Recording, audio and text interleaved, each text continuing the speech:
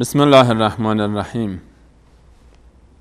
اللهم صل علی محمد وعلى آل محمد كما صليت على ابراهیم وعلى آل ابراهیم انك حمید مجید وبارك على محمد وعلى آل محمد كما باركت على ابراهیم وعلى آل ابراهیم انك حمید مجید.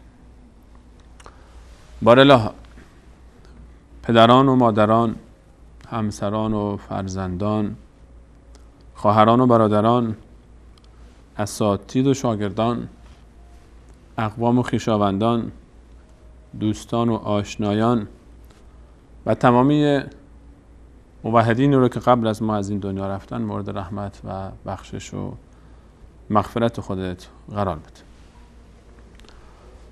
عادتا من این دعا رو در پایان برنامه هایی که داشتم در خدمت شما عزیزان مطرح می کردم، اما امروز در ابتدا این دعا رو مطرح کردم تا در ابتدای موضوع امروز از انتها شروع کنیم، تا در اول موضوع امروز از آخر صحبت کنیم، درباره اون لحظه‌ای صحبت کنیم که اگر من و شما از دنیا رفتیم، که این اتفاق یقینا خواهد افتاد. تصور کنیم من و شما از دنیا رفتیم و ما رو در قبر گذاشتن و ما میمونیم و یک فضای تاریک و سرد، ما میمونیم و تنهاییامون، ما میمونیم و سالهای سال، شاید قرنها و بلکه هزاران سال تنهایی در قبر، ما میمونیم و کلی حسرت و آرزو، ما میمونیم چشم انتظار نسبت به آنچه گذشت، ما میمونیم و چشم امید ما به اونایی که هنوز زندن. ما در قبر به گذشته خودمون فکر میکنیم و امید داریم به گذشتگانمون، اون کسانی که هنوز زندن و هنوز فرصت دارن و هنوز مهلت دارن و هنوز میتونن کاری بکنن، و مایی که فردا از دنیا رفتیم به دیروز خودمون نگاه میکنیم. در دنیای ما هم همین حکایت بین ما و کسانی که رفتند وجود داره. خیلی ها از دنیا رفتن، چه کسانی که ما دیدیم در زندگی بودن با ما، از اون کسانی که در ابتدای بحث براشون دعا کردیم، با ما زندگی کردن، با اونها بزرگ شدیم، بلکه ما رو بزرگ کردند، اما رفتن. و یا اینکه اصلا ما اونها رو ندیدیم، قبل از ما رفته بودند، اما منت گذاشتند بر ما با زندگیشون. هر کسی در هر زمانه‌ای که قرار داشت. شاید کمتر فکر کردیم به این موضوع که من نوعی، شما بیننده، هر کسی نسبت به کسانی که از دنیا رفتن، نسبت به گذشتگانمون چه وظیفه‌ای داریم؟ چه حقی برگردن ماست؟ درباره دوربری هامون بیشتر صحبت کردیم. حق همسر به همسر، حق والدین نسبت به فرزندان، حق فرزندان نسبت به والدین، حقوق خویشاوندان، حقوق دوربری های خودمون. اما تا حالا فکر کردید که وقتی از کنار یک قبرستانی گذر میکنیم، وقتی که به تاریخ خودمون نگاه میکنیم، به گذشته خودمون ساده تر بگیم، وقتی به گذشته خودمون نگاه میکنیم و اسمهایی رو میبینیم که ثبت شدن فقط به تاریخ پیوستن، چه ما مستقیما با اونها نسبت داشتیم، نزدیکتر بودن به ما، مثل والدینمون، مثل خواهر و برادرامون، اقوام و خویشاوندانمون، همسرمون، یا اینکه دورتر، نسبت به اونها چه وظیفه‌ای داریم، چه حقی بر گردن ما دارن. نقطه مقابلش اینه که وقتی ما رفتیم داخل قبر چه انتظاری داریم از دیگران. آیا اگر من و توی بیننده امروز، امشب، فردا از دنیا رفتیم، منتقل شدیم به یک دنیای دیگه، اونجا چه انتظاری داریم از کسانی که زنده هستن؟ اگر اونا ما رو فراموش بکنن، اگر بگن خب تموم شد رفت دیگه، تموم شد، به تاریخ پیوست، آیا ما راضی میشیم به همین قدر؟ همین توقع و انتظار رو کسانی که رفتند هم از ما دارند، همون انتظاری که ما خواهیم داشت از آنچه که پشت سر میگذاریم، از روابط، از قرابت‌ها، خویشاوندی‌ها، همین انتظار رو اونهایی که رفتند هم از ما دارند. امروز میخوایم با شما عزیزان درباره حقوق گذشتگان صحبت کنیم، درباره اون کسانی که از دنیا رفتن و قبل از ما زندگی کردن، چه اونها رو درک کردیم چه درک نکردیم، یعنی زمانی اونها رو ما تونستیم تجربه بکنیم یا نتونستیم. امروز میخوایم با شما عزیزان در این باب بیشتر صحبت بکنیم تا ببینیم چه حقی بر گردن ما دارن کسانی که ما مدیونیم زندگی خودمون رو، بلکه ایمان خودمون رو، بلکه حیات خودمون رو، بلکه سعادتی که در زندگی نصیب ما شده، ما به اونها مدیونیم. امروز به همراه کارشناس محترم برنامه جناب دکتر نور محمد عمرایی عزیز به همراه شما عزیزان در موضوع حقوق گذشتگان بر ما صحبت خواهیم کرد. ما رو انشاءالله یاری بکنید تا پایان برنامه. در ابتدا از طرف خودم و به نمایندگی از شما عزیزان عرض سلام دارم و ادب و احترام خدمت جناب دکتر نور محمد عمرایی عزیز. جناب دکتر عرض ادب و احترام. سلام علیکم و رحمت الله و برکاته. بنده هم عرض سلام و ادب و احترام دارم خدمت شما سلیمانی عزیز و شبکه جهانی وصال حق و تمام دستاندرکاران این شبکه و تمامی بینندگان عزیز، و امیدوارم که در این برنامه ما رو یاری کنند و همراهی. حقیقتش وقتی که جناب استاد سلیمانی این مسئله رو مطرح کرد، یکهو من احساس کردم که این جوون برومند چه قلب با وفا و بزرگی داره. این موضوع حقوق گذشتگان حقا که به ذهن من اصلا خطور نمی کرد تا وقتی که استاد سلیمانی این رو مطرح کردند و من خیلی خوشحال شدم که این موضوع بسیار بسیار مهم و بیانگر یک اخلاق الهی و ربانی، قدرشناسی از گذشتگان. ما اگر در اخلاق قرآنی و ربانی نگاه کنیم ببینید خداوند متعال پیامبرش که این همه جانفشانی کرد، به خاطر قدردانیش از این همه زحمتهاش پیامبر رو نگذاشت که فراموش بشه، بهش دلداری داد که بعد از رفتن هوا تو داریم و رفعنا لک ذکرک، یاد تو خواهد مون، ذکر خوب تو خواهد مون و ما هم تا روز قیامت ذکر پیامبرمون رو داریم. وقتی که حضرت ابراهیم دلنگران هست که از این دنیا میره و یادش هم با خودش میره، هیچ فرزندی، هیچ کسی رو پشت سرش شاید نتونه رها کنه، اینجاست که دعا میکنه که بار الها واجعل لی لسان صدق فی الاخرین، برای من یک یاد خوبی در آیندگان بگذار، یک یادگاری واسه من باشه. خداوند این قدر این پیامبری که چنین جانفشانی رو کرد داره.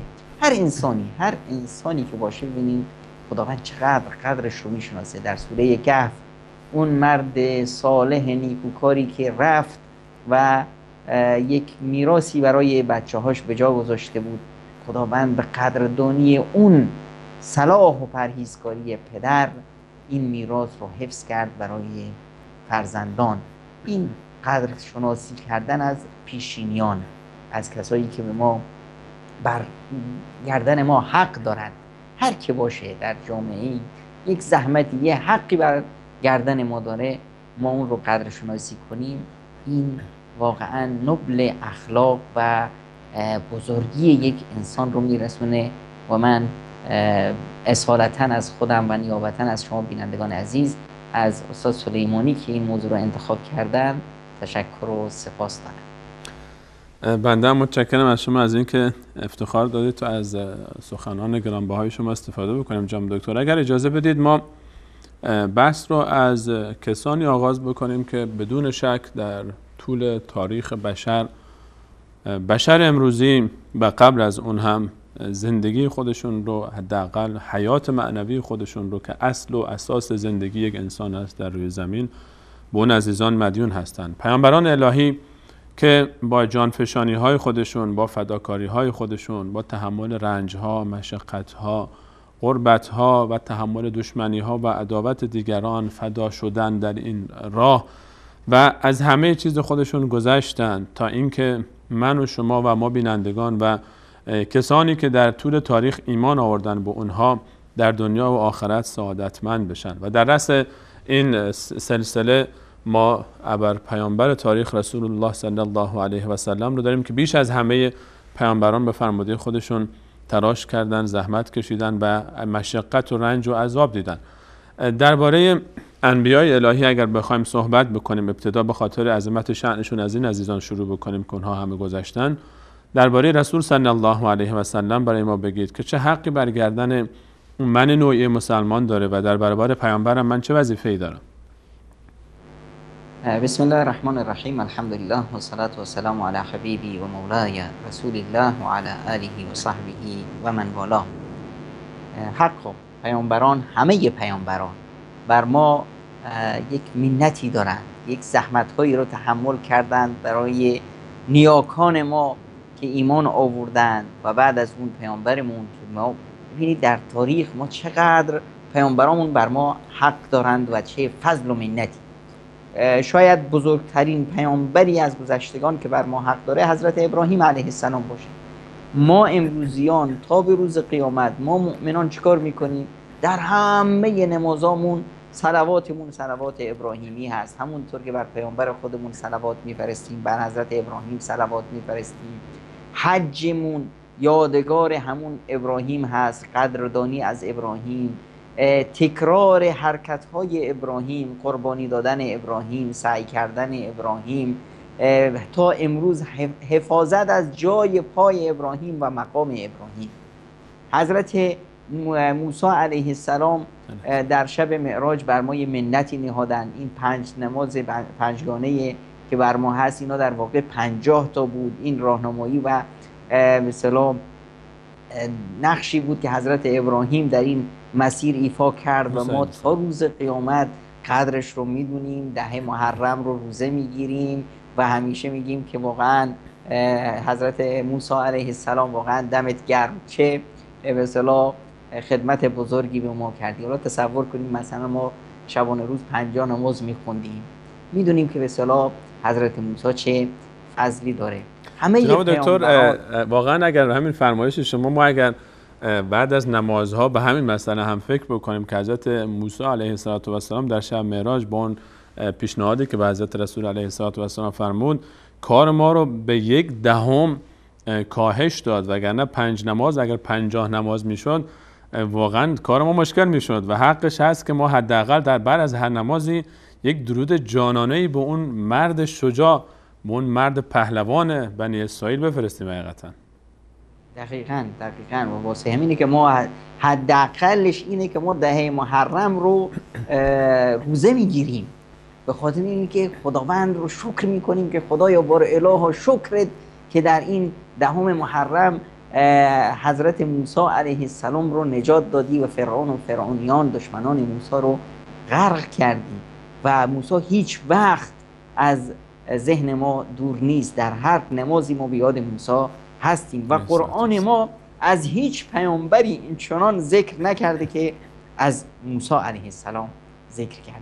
حضرت عیسی، حضرت نوح، حضرت یونس، همه پیامبران رو ما قدر داریم و قرآن ما داره به ما میگه که لا نفرق بین احد من رسله، هیچ فرقی قائل نیستیم برای همه پیامبران. همه پیامبران رو براشون صلوات میفرستیم، دعا میکنیم و سمبل همه پیامبران و سردارشون رسول اکرم صلی الله علیه و سلم که خب پیامبر ماست و میراث اون پیامبران هست و یکی از اون پیامبران هست. ما به اصطلاح به عنوان سمبولیک هم شده وقتی که پیامبر رو احترامش رو قائل هستیم، در واقع احترام همه پیامبران هست. احترام پیامبر ما احترام پیامبران دیگر، دوست داشتن و محبت ما دوست داشتن به همه پیامبران هست. در حال امتداد یک کاروان هستند. پیامبر اکرم صلی الله علیه و سلم خب حقشون بر ما خیلی زیاد هست. انسانی که به خاطر ما، به خاطر نجات ما، به خاطر رهایی ما از زندگی تاریکی، ظلمت، شرک، بت پرستی، آتش پرستی، گاو پرستی، خر و گوساله پرستی، ما رو از اینجا نجات داد و ما رو آورد به یک مرحله‌ای که اون مرحله انسانیت، مرحله خودشناسی، مرحله خداشناسی رسوند. چه زحمتی بزرگی به اصطلاح، چه خدمت و منت بزرگی. حالا ما اولین و کمترین حقی که در مقابل این ابرمرد تاریخ باید انجام بدیم اینه که حداقل دوستش داشته باشیم، محبت پیامبر رو در قلبمون جا بدیم و محبت هم بدون شناخت امکان نداره. اینی که ما بیاییم هی بگیم یا رسول الله دستمون رو ببوسیم، بعضیا میان مثلا چیاشون مثلا ناخونای دستشون رو میبوسن، میمالن تو چشاشون، چیتونه؟ میگن که بله حضرت آدم علیه السلام در ناخونای دستش تلویزیون بود، تو اون تلویزیون چهره مبارک رسول اکرم صلی الله علیه و سلم بود و ایشون ناخوناشون رو میبوسن، ما هم میبوسیم. از این مزخرفات و از این من درآوردی‌ها علامت محبت رسول اکرم صلی الله علیه و سلم نیست. یا وقتی میریم یه جایی میبینی هر جا نوشتن یا رسول الله، یا رسول الله، یا رسول الله، بخوره به سره. تو مگه رسول خدا رو شناختی؟ اصلا میدونی رسول خدا یعنی چی؟ محبت پله اول شناخت است.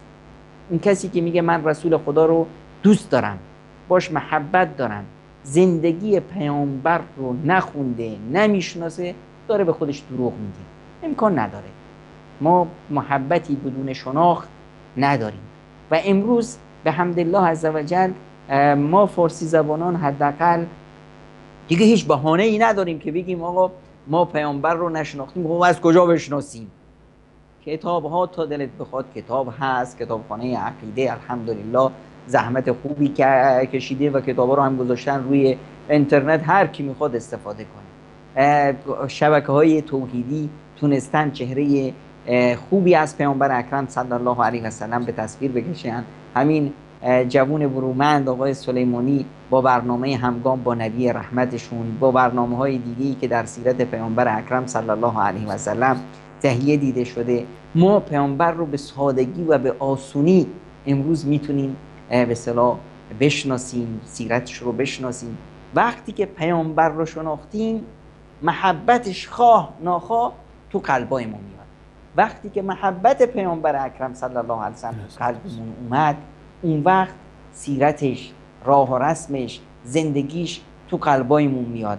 اون وقتی که ما هرگز بدبختی رو احساس نخواهیم کرد، سختی رو احساس نخواهیم کرد، عذاب نخواهیم دید. یک فرمولی قرآن کریم برای ما گذاشته که و ما کان الله معذبهم، قبلش این و ما کان الله لیعذبهم و انت فیهم، و ما کان الله معذبهم و هم یستغفرون. خداوند متعال به ما میفرمایند که و ما کان الله لیعذبهم، خداوند هیچ وقت هرگز انسانها رو عذاب نمیده وقتی که توی محمد مصطفی در میان اونها هستی. اگر ما پیامبر رو در میان خودمون گذاشتیم، پیامبرمون رو شناختیم، محبتش در قلبمون جا گرفت، تونستیم پیامبر رو در زندگیمون داشته باشیم، این لحظه ای است که ما دیگه به سعادتی میرسیم که اون سعادت قابل وصف نیست. اما واقعا باید شناخت باشه، واقعا هم محبت باشه. جناب دکتر، حالا همین محبت ببخشید چه نشانه هایی میتونه داشته باشه؟ مثلا یعنی چی؟ محبت رسول خدا یعنی محبت علی گونه. علی که میره در بستر پیامبر، بستری که لحظاتی دیگه سپاه دشمن میریزه و تیکه پاره میکنه، پیامبر در اون، علی در اون فضا، در اون بستر پیامبر آرام میگیره تا بیان کافرها و علی جونش رو قربان کنه برای پیامبر. وقتی میگیم محبت پیامبر یعنی محبت ابوبکر، ابوبکری که در شب هجرت پیامبر رو همراهی میکنه، میره تو غار، قبل از پیامبر وارد میشه که اگر گزندی رسید به من برسه. در اثنای هجرت و در اون سختی هجرت شیری تقدیم میکنه به پیامبر. خودشون میفرمایند که پیامبر نوش جان فرمودن. وقتی پیامبر سیر شدن، من سیر شدم. سیر شدن پیامبر منو سیراب کرد. وقتی میگیم محبت پیامبر، محبت بلالگونه. وقتی که پیامبر از دنیا رحلت میکنه، بلال نمیتونه اشهد ان محمدن رسول الله بگه، نمیتونه اسم پیامبر رو به دل بیاره که همون لحظه است که اشکش سرازیر میشه. و وقتی میگیم که محبت رسول خدا صلی الله علیه و سلم، محبت یعنی محبت ثوبان، ثوبانی که پیامبر اکرم صلی الله علیه و سلم میبیندش رنگش رفته، ژولیده شده، پژمرده شده. ثوبان چیه؟ مریضی چیته؟ میگه یا رسول الله نه مریضم نه دردی دارم، وقتی اما همیشه شما رو نمیبینم، میشه که یه روز میگذره، 2 روز میگذره شما رو نمیبینم، این ندیدن شماست که منو به این حال و روز انداخته. وقتی میگیم محبت پیامبر، محبت خبابگونه، خبابی که میارن سر دار میخوان اعدامش کنن، چوبه دار آویخته، گردنش کنار طناب دار، میگن که ای خباب چطوره که تو رو آزاد کنیم و جای تو محمد رو بیاریم اینجا دار بزنیم؟ میگه که نه، من این آرزو رو ندارم که من در بین خانوادم راحت و سعادتمند باشم و پیامبر خدا صلی الله علیه و سلم خاری به پاش بره. وقتی میگیم محبت یعنی چنین محبت. حالا واقعا ما این حق رو در حق پیامبر اکرم صلی الله علیه و سلم ادا کردیم، حقی که پیامبر بر ما دارند و میفرمایند لا یؤمن احدکم حتی اکون احب الیه من ولده و ماله و الناس اجمعین. هیچ کسی از ایمان شما درست تجلی نمیکنه مگر اینی که من از همه پدر مادراتون، بچه هاتون، مال و زندگیتون، صحتتون، از همه چیز پیش شما عزیزتر باشم.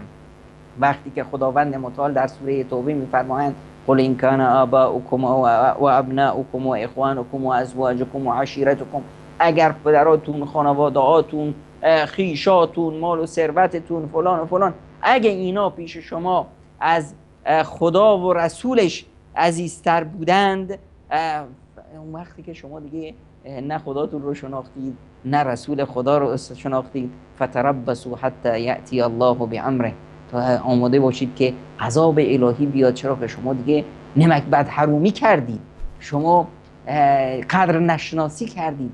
این کمترین حقیه که ما در حق پیامبر اکرم صلی الله علیه و سلم باید ایفا کنیم و پیامبر خدا بر ما داره. جناب دکتر، حالا اگر بحث محبت فقط با نسبت به رسول صلی الله علیه و سلم، همه ما این ادعای محبت رو داریم و حقیقتا هم فکر نمی کنم مسلمانی باشه که در قلبش محبت نسبت به رسول صلی الله علیه و سلم نباشه و یا نام نازنین ایشون رو بشنوه و حتی تکون نخوره قلبش و خود به خود به اشک نیفته چشمانش.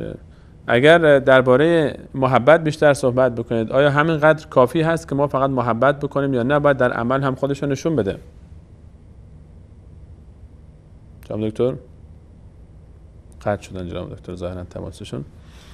در موضوعی که جناب دکتر اشاره فرمودن تا ارتباطشون برقرار بشه، ما نسبت به رسول الله صلی الله علیه و سلم، گرچه اگر بخوایم حقوق کل رسول صلی الله علیه و سلم رو مطرح بکنیم بسیار طولانی خواهد شد موضوع و کل این برنامه که چندین برنامه دیگر هم در این باب باید اختصاص بدیم. اما فراموش نکنیم که ما نسبت به رسول الله صلی الله علیه و سلم وقتی که صحبت میکنیم از محبت ایشون، یکی از ارکان محبت این هست که ما آنچه که یه قاعده کلی هست دیگه، ما در رابطه‌های خودمون هم بین دوستا و رفیقا خیلی ساده صحبت کنیم.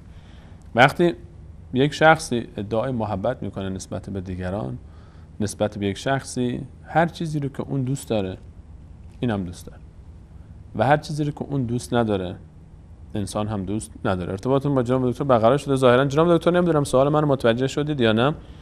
من عرض کردم که آیا فقط همین صرف ادعای محبت نسبت به رسول صلی الله علیه و سلم و احساس محبت در قلب داشتن نسبت بهشون کافی هست یا نه باید این به فراتر بره و خودشو در مرحله عمل هم نشون بده، و اگر در مرحله عمل برسه چه نشانه هایی میتونه دلالت بکنه بر اینکه این محبت فراتر رفته از قلب و به مرحله عمل رسیده؟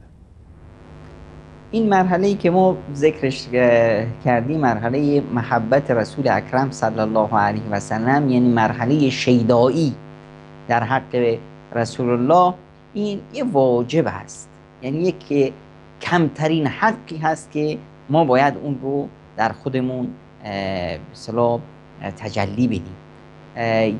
این خب انعکاس این محبت چی هست؟ این چیزی که ما داریم الان در این مرحله، این تنها یه ادعاست.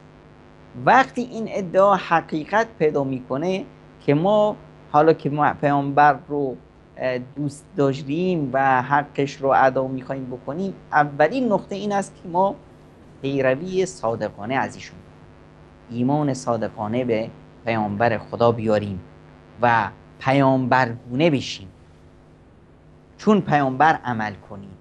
اون فرامین و دستوراتی که پیامبر خدا صلی الله علیه و سلم برای ما گذاشتن به اونا عمل کنیم. خداوند متعال به ما میفرمایند که فآمنوا بالله و رسوله، ایمان بیارید به خدا و رسولش، و بعد از اون فرمان برداری کنیم از پیامبرش. یا ایها الذین آمنوا اطیعوا الله و رسوله، ای کسانی که ایمان آوردید فرمان برداری کنید، اطاعت کنید از خدا و رسولش. و ما آتاکم الرسول فخذوه، اون چیزی که پیامبر به شما داده اونو بگیرید. و پیامبر رو خداوند متعال اسوه و نمونه و الگو قرار داد برای ما که ما چون پیامبر باشیم، پیامبرگونه عمل کنیم، اتباع پیامبر بکنیم. و یه فرمولی هم واسه ما گذاشتن که اگر شما میخواید هدایت بشید، اگر شما میخواید رستگار بشید، فرمولش اینه واتبعوه لعلکم تهتدون، اتباع و فرمان برداری پیامبر کنید تا شما هدایت پیدا کنید. و سنت پیامبر رو عمل کردن، شکل و قیافمون، شمایلمون چون پیامبر بودن، و از یادش هرگز غافل نبودن، یعنی به این معنا که پیامبر رو در زندگیمون داشته باشیم. وای میسیم، میشینیم، میخوابیم، میخوریم، حرکت میکنیم، همیشه تو ذهنمون پیامبر باشه که چطور این کارو کرد، فلان کارو بکنیم، پیامبر چطور کرد، ما همون کارو انجام بدیم، به همون شیوهی که پیامبر انجام داد. خیلی چیزای عادی که بعضی ها فکر میکنن که برخی از رموز یا بعضی از چیزایی که مثلا در دین اومده، بعضی از دوستا فکر میکنن که اینا خیلی عادی هست. مثلا آقا وقتی میخوای تو یه خونه وارد بشی، حالا دست با پای راست وارد بشی با پای چپ وارد بشی چه فرق میکنه؟ ما میگیم نه، فرق میکنه. پیامبر ما با پای راست وارد میشد، ما با پای راست وارد میشیم. پیامبر ما با پای چپ میومد بیرون، ما با پای چپ میایم بیرون. چرا؟ چون این شاخصه ماست، این هویت ماست. الان ببینید مثلا بعضی از دوستان میان میگن که آقا یه مرده، حالا ریش داشته باشه هم مرده، ریش نداشته باشه هم مرده. بله، حرفشون کاملا درسته، اما پیامبر ما ریش داشتن، پس ما ریش میذاریم. چرا میذاریم؟ چون این هویت ماست، این شخصیت ماست. این شناسنامه ماست. ببینید این رو بعضی دوستا اصلا سرسری ازش رد میشن بدون اینکه احساسش کنن. الان مثلا میبینین در کشوری مثل تاجیکستان چرا یک به اصطلاح حکومت میاد با 4 تا مو که روی به اصطلاح صورت یه انسانی آویزونه با اینو دعوا داره. حکومت به جای این که بره مثلا به اقتصاد کشور برسه، بره آقا تاجیکستانی که برق نداره، تاجیکستانی که فقر و فلاکت هست، تاجیکستانی که 2 میلیون جوونش بیکار دارن تو کشورهای دیگه ولو میگردن، میاد با 4 تا تار مویی که روی به اصطلاح چونه فلان شخص آویزونه با اینو در افتاده. چرا؟ چون که اونو درک کردن. شیطان میدونه این هویته، این شناسنامه فرده، میخواد که این هویت رو مسخش کنه، این شناسنامه رو مسخش کنه. این کشوری که به همه این بدبختی هست، میبینی با یه تکه پارچه‌ای که روی سر یه خانومی هست با این دعوا داره. آقا به تو چه؟ یه خانومی یک به اصطلاح چادری میخواد رو سرش بذاره یا نمیخواد بذاره؟ نه خیر آقا، این شناسنامه این زنه، من میخوام که این هویت این زن رو مسخش کنم. پس ما وقتی میگیم پیروی از پیامبر خدا صلی الله علیه و سلم، این در واقع شناسنامه ماست، نحوه گفتاریمون، نحوه. و وقتی هم که پیامبر رو ذکر میکنیم همیشه باید صلوات بفرستیم بر رسول اکرم صلی الله علیه و سلم. صلوات بر رسول خدا صلی الله علیه و سلم اولا قدردانی ما رو میرسونه به پیامبر خدا صلی الله علیه و سلم. ثانیاً شناخت ما و اینی که ما جایگاه و منزلت پیامبر رو فراموش نکردیم و نمی کنیم و میدونیم پیامبر یعنی کی، میدونیم رسول اکرم صلی الله علیه و سلم یعنی چی. و ببینید خداوند متعال به ما میفرمایند که ولا تجعلوا دعاء الرسول بینکم کدعاء بعضکم بعضا. پیامبر رو مثل اینی که یه دیگر رو صدا میزنید صدا نزنید. یعنی شیوه رفتارمون، شیوه گفتارمون با پیامبر باید شیوه مؤدبانه باشه. من خیلی عصبانی هم میشم وقتی میبینم که مثلا بعضی از دوستان میان میگن که حضرت محمد صلی الله علیه و سلم فرمودن. بعضیو که به اصطلاح اینا از ادب هم میدونن این در فرهنگ ما کاملا بی‌تربیتی است. اینی که کسی بگه محمد ابن عبدالله فرمودند یا حضرت محمد فرمودند و حتی صلوات هم بفرسته، این کمال بی‌تربیتی است. پیامبر خدا رو خداوند هرگز نگفت که حضرت محمد. خداوند همیشه پیامبرش رو وقتی ذکر میکنه و میفرمان یا ایها النبی یا ایها الرسول. ما هم در فرهنگ خودمون همیشه اینو داشتیم. رسول اکرم صلی الله علیه و سلم، رسول الله صلی الله علیه و سلم. اسم کوچیک بردن اصلا در فرهنگ ما یه چیز اصلا مؤدبانه نیست. ما حتی دیگه رو هم صدا میزنیم به اسم کوچیک صدا نمیزنیم، همیشه عادتا به اسم فامیلی با یک لقب و با یک نمیدونم. اگه قرار ما یک دیگر رو اینطور صدا میزنیم باید رسول خدا خیلی به مراتب بالاتر با اوصافشون لا تجعلوا دعاء الرسول بینکم کدعاء بعضکم بعضا. چطور ما یک دیگر رو صدا میزنیم؟ هرگز این کارو نکنیم با پیامبر خدا صلی الله علیه و سلم. پیامبر رو همیشه در ادب بیشین ما می‌شناسیم شمس الکونین، رسالت مآب، جناب حضرت رسالت مآب، شمس الکونین. نمیدونم صفات‌های بسیار بسیار زیبنده‌ای که بیانگر اون دعوت پیامبر هست، بیانگر جایگاه و مکانتی که در پیش ما داره. اینا مسائلی هست که بسیار بسیار مسائل به اصطلاح پیش و پا افتاده است که ما باید اینا رو مراعات کنیم. و دوست داشتن دوستان پیامبر، دشمنی با دشمنان پیامبر. هر که پیامبر منو دوست داره من دوستش دارم، هر که به پیامبر من بدی کنه من دوستش ندارم، حالا هر کی باشه. ببینید ما کسی میاد میگه که آقا به بابای یکی از ما، حالا بابامون هرچی هم آدم بدی باشه، خب بیاد یک کسی توهین کنه، آیا ما میشه که با این دوستی کنیم که هر روز به پدرمون توهین میکنه، به مادرمون بد و بیرا میگه؟ خب امکان نداره. همینطور الان رسول خدا صلی الله علیه و سلم پیش ما عزیزتر از پدرمون، عزیزتر از مادرمون و ما رسول خدا رو صلی الله علیه و سلم برای راه رسول خدا، برای خود رسول خدا جانمون رو قربان میکنیم، پدر و مادرمون و دار و ندارمون رو قربان میکنیم. این پیامبر خدا صلی الله علیه و سلم پیش ما این جایگاهش هست. وقتی که کسی چون پیامبر من نیست، کسی به پیامبر من توهین میکنه، من هرگز باش دوستی نمیکنم، هرگز براش احترامی قائل نیستم. این کسی که پیامبر من رو احترام نمیذاره چه احترامی پیش من میتونه داشته باشه؟ این کسی که خانواده و خاندان پیامبر من رو بهش توهین میکنه، این پیش من هیچ ارزشی نداره. اون کسی که میاد به همسران پیامبر، مادران مؤمنان توهین میکنه، این پیش من هیچ ارزشی نباید داشته باشه، هیچ احترامی نداره.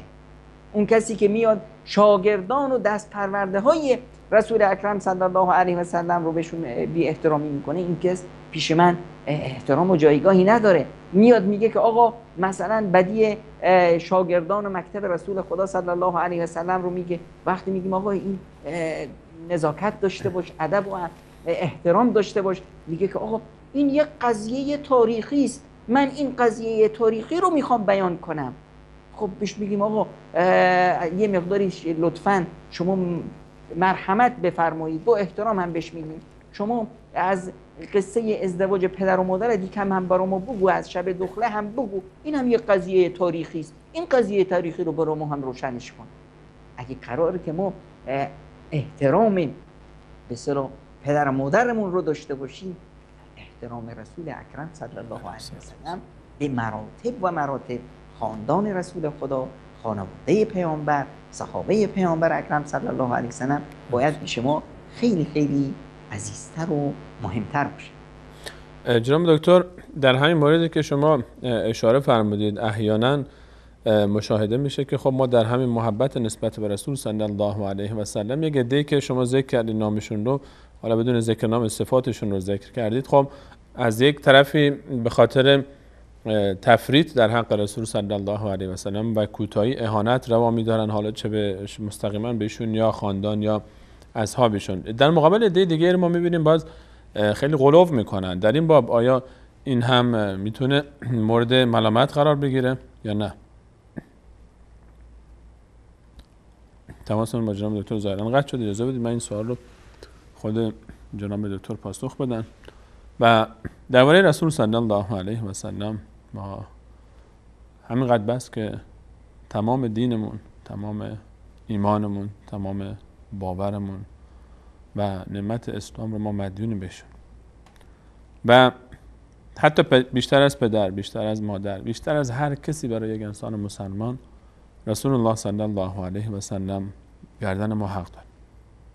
اگر روزی بر انسان مسلمان بگذره، روزی بر یک انسان مسلمان مرد یا زن گذشته باشه و در اون روز به یاد رسول الله صلی الله علیه و سلم نیفتاده باشه و ذکر خیری از ایشون نکرده باشه، چه با صلوات فرستادن، چه با تأسی به زندگی ایشون، چه با تبعیت از آن چیزی که رسول صلی الله علیه و سلم برای ما فرستادن، این شخص چطور میتونه ادعا بکنه که پیرو ایشون هست؟ چطور میتونه ادعا بکنه که حقوقی رو که برگردن اون هست نسبت به پیامبر بزرگوارش، نسبت به اون ذات نازنین ادا کرد؟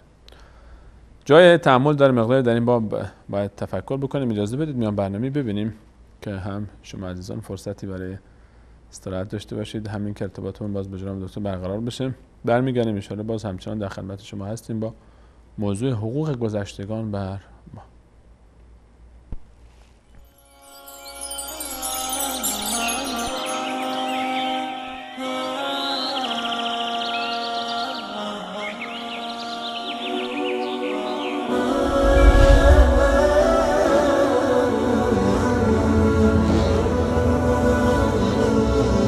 فقد أضعت وتعلم إنما الدنيا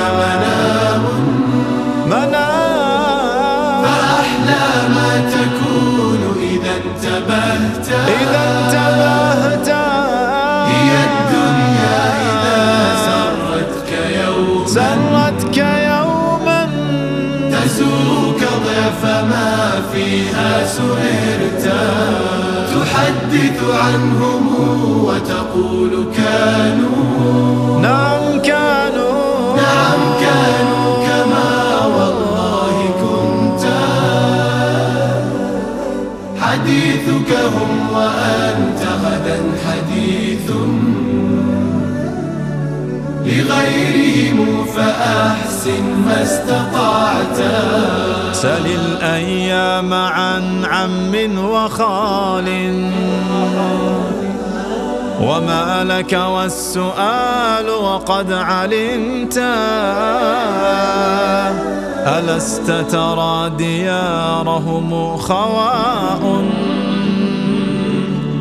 فقد أنكرت منها ما عرفت. فقد أنكرت منها ما عرفت.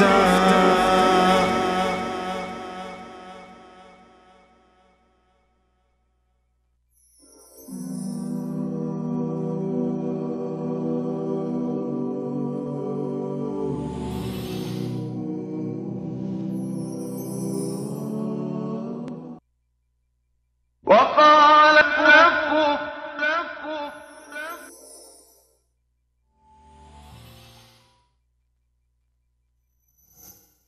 پروردگار شما می‌فرماید مرا بخوانید تا شما را اجابت نمایم. کسانی که از عبادت من تکبر می‌ورزند به زودی با ذلت و خواری وارد دوزخ می‌شوند. مرا بخوانید تا شما را اجابت نمایم. السابقون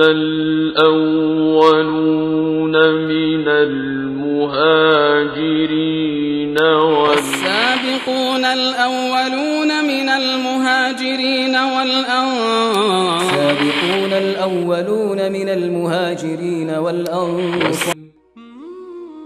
الله از پیشگامان نخستین که همان مهاجرین و انصارند و کسانی که به نیکی از آنان پیروی نمایند راضی است و آنان نیز از الله خوشنودند و الله برایشان باغ‌هایی آماده کرده که از فرودست آن جوی بارها جاری است و جاودانه در آن خواهند ماند و این رستگاری بزرگ است.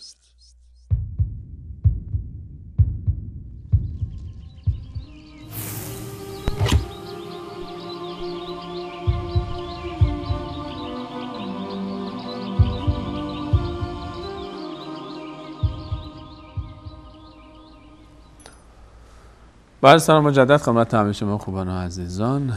اندکی مشکل صدا داشتیم با جناب دکتر، ببخشید کم طولانی شد وقفمون. درباره حقوق رسول صلی الله علیه و سلم بر ما صحبت کردیم و فراموش نکنیم که هم کوتاهی در باب رسول الله صلی الله علیه و سلم در حقشون و هم بعضی وقتها غلو هم این میتونه از مصادیقی باشه که ما حقوق و حضرت علیه السلام رو نادیده گرفته باشیم. اینجوری نیست که ما بگیم خب من به خاطر شدت محبتم نسبت به پیامبر اکرم علیه السلام ایشون رو صفاتی بهشون بدیم که خودشون راضی نبودن، هرگز به اونها داده بشه و اصلا منهجشون و دعوتشون و نبوتشون اومده بود تا مبارزه بکنه با همچین برداشت‌هایی و اعتقاداتی در جامعه. یک موضوع دیگر رو هم گرچه جناب دکتر بهش اشاره کردن ولی من دوست دارم که بیشتر دربارش تاکید بکنیم، این که ما حقوق پیامبر علیه السلام و کسانی که در عصر اونها بودن، یعنی نسل اول اسلام، چه از همسران رسول صلی الله علیه و سلم و اهل بیتشون و چه از یاران با وفای ایشون که سبب شدن تا دعوت و رسالت اون ذات نازنین فراگیر بشه و خارج بشه از منطقه مکه به مدینه بره، از مدینه و مکه فراتر بره، جزیره العرب رو فرا بگیره در زمان رسول صلی الله علیه و سلم و بعد از حیات ایشون همچنان این ادامه پیدا کرد. یعنی دعوت رسول صلی الله علیه و سلم به دست یاران با وفای اون حضرت علیه السلام ادامه پیدا کرد و گسترش پیدا کرد تا رسید به اون جامعه ما، تا رسید به ما حداقل ساکنین سرزمین فارس اون زمانه و به هر حال همون کشورهایی که در سرزمین فارس بودن و امروز چندین کشور رو در بر میگیره. اسلام گسترش پیدا کرد تا مرزهای چین پیش رفت. اسلام از اون طرف گسترش پیدا کرد تا مرزهای اروپای فعلی پیش رفت. شمال قاره آفریقا رو آغاز کردن صحابه. فتح مصر رو داشتیم ما در زمان صحابه و این عزیزان بودن که با جانفشانی های خودشون ما رو به شرف اسلام نائل کرد. کسانی که ایران رو فتح کردن، فارس اون زمانه رو، کسانی که کشورهای دیگر رو فتح کردن، اینها همون یاران جان بر کف رسول صلی الله علیه و سلم بودن. اینها خونه و زندگی رو فدا کردن. اینها انسان‌هایی بودن که مثل من و شما، همونجوری که ما خانواده خودمون رو دوست داریم، ما زندگی خودمون رو دوست داریم، ما هم آسایش و آرامش رو دوست داریم، اونها هم دوست داشتن. اونها هم زندگیشون رو دوست داشتن، شهر و دیار خودشون رو دوست داشتن، جمع دوستان و اقربا و خویشاوندان خودشون رو دوست داشتن، زندگی آسایش و با رفاه رو دوست داشتن. میتونستن یه گوشه بشینن و کاری به کار کسی دیگه ای نداشته باشن، بگم به ما چی؟ اون موقع سرنوشت ما چی میشه؟ معلوم نبود. حالا ما چی میپرستیم؟ چی کار میکردیم؟ مثل آبا و اجداد خودمون اگه پیش میرفتیم که همین ما یا باید آتش میپرستیدیم و یا با محارم خودمون ازدواج میکردیم. این واقعیتی که در منطقه فارس اون زمانه و چند کشور ایران و افغانستان و تاجیکستان و کشورهای دیگه هم که در این خطه بودن، همه ما اینجوری بودیم. یعنی اون حکام ظالم و ستم پیشه ما رو داشتن این گونه پیش میبردن و به دور از انصافه و واقعا ناجوان مردی است اگر ما امروزه بیاییم و بشینیم و نسبت به اون کسانی که مدیونی به اونها و جانفشانی کردن، جانشون رو فدا کردن، کشته شدن در این راه، تحمل مشکلات و سختی ها کردن تا اینکه ما به این درجه‌ای که امروز رسیدیم در اتباع از دین و مسلمان بودن، ما به این درجه برسیم و باز بیایم به اونها نفرین بکنیم. جناب دکتر، در باب حقوق رسول صلی الله علیه و سلم و صحابه اگر مختصراً بحث رو خلاصه بکنیم که بریم به موضوعات دیگر. بله، در مورد صحابه پیامبر اکرم صلی الله علیه و سلم شما اشاره کردید. پیامبر خدا صلی الله علیه و سلم به ما یاد دادند که ما قدرشناس باشیم. پیامبر هرگز این تاب تحمل این رو نداشتند که کسی بیاد به یکی از صحابه بد بگه. لا تسبوا لی اصحابی، شما بد و بیرای به صحابه منو نگید. اگر یکی از شما بیاد مثل کوه احد طلا در راه خدا انفاق کنه، به اندازه یک مشتی که اونا در راه خدا انفاق میکردن، یک کمی پشیزی که اونا در راه خدا میکردن، ارزش نداره. اونهایی که همچنین مکانتی داشتن پیش رسول خدا صلی الله علیه و سلم، پیامبر خدا میفرمودن حب الانصار من الایمان، محبت انصاریان علامت ایمانه. کسی که یکی از انصاریان رو دوست نداره بره تو ایمان شک کنه. خب خداوند متعال قدر اونها رو شناخت، در همین دنیا به اونها بشارت بهشت داد. به اونهایی که در بیعت الرضوان بودن، لقد رضی الله عنهم، خداوند از اونها اعلام رضایت کرد. این افراد و این همه جانفشانی ها چیه که مثلا در شهری مثل شهر خاف ما بیاد یکی از صحابه اینجا دفن بشه؟ چیزی باعث شد که این صحابه بیان تو این شهرهای و تو این کشورهای ما اینجا جان بدن و اینجا دفن بشن؟ این همه زحمت ها، این همه تلاش ها، این همه به اصطلاح درد من و شما رو داشتن که ما رو از جهالت نجات بدن. این باید قدرشناسی باشه. ما میتونیم دعا کنیم براشون، صلوات بفرستیم براشون، ذکر خیرشون رو بکنیم، زندگی نامشون رو بخونیم و به بچه هامون یاد بدیم، ناماشون رو بگیریم رو بچه هامون بذاریم و به بچه هامون بگیم که تو پسرم باید مثل خالد ابن ولید باشی، تو باید مثل عمر ابن الخطاب باشی، تو اسمت سعده تا مثل سعد ابن ابی وقاص باشی، تو اسمت سعیده مثل باید سعید ابن زید باشی، تو اسمت خباب مثل خباب ابن عرط باشی، تو اسمت قعقاع تا مثل قعقاع باشی، تو اسم همه صحابه، صحابیات و به اصطلاح امهات المؤمنین، خانواده پیامبر، اینا رو قدرشناسی کنیم. قدرشناسیشون اینه که دوستشون داشته باشیم. دوست داشتن هم پله اولش اینه که شناختش داشته باشیم، بشناسیم، زندگیشون رو بخونیم، راه و رسم زندگیشون رو بخونیم. خیلی بده که ما بیاییم به عنوان مسلمون بچه‌مون رو تو کتابای درسیمون هم مزخرف که آقا کلاغ روی درخت بود، کلاغ نمیدونم پنیر از دهنش افتاد پایین و روباه اومد گفت که قارقار بکنه. این مزخرفات چیه که داریم به بچه‌مون یاد میدیم؟ از خودمون هم خجالت نمیکشیم. بچه‌مون رو گذاشتیم تو چی؟ بیان چی یاد بگیرن؟ بیان به اصطلاح باغ وحش. مگه ما داریم به اصطلاح بچه و شیرمرد تربیت میکنیم یا داریم که نه ما داریم که به اصطلاح حیوان تربیت کنیم که بفرستیم باغ وحش؟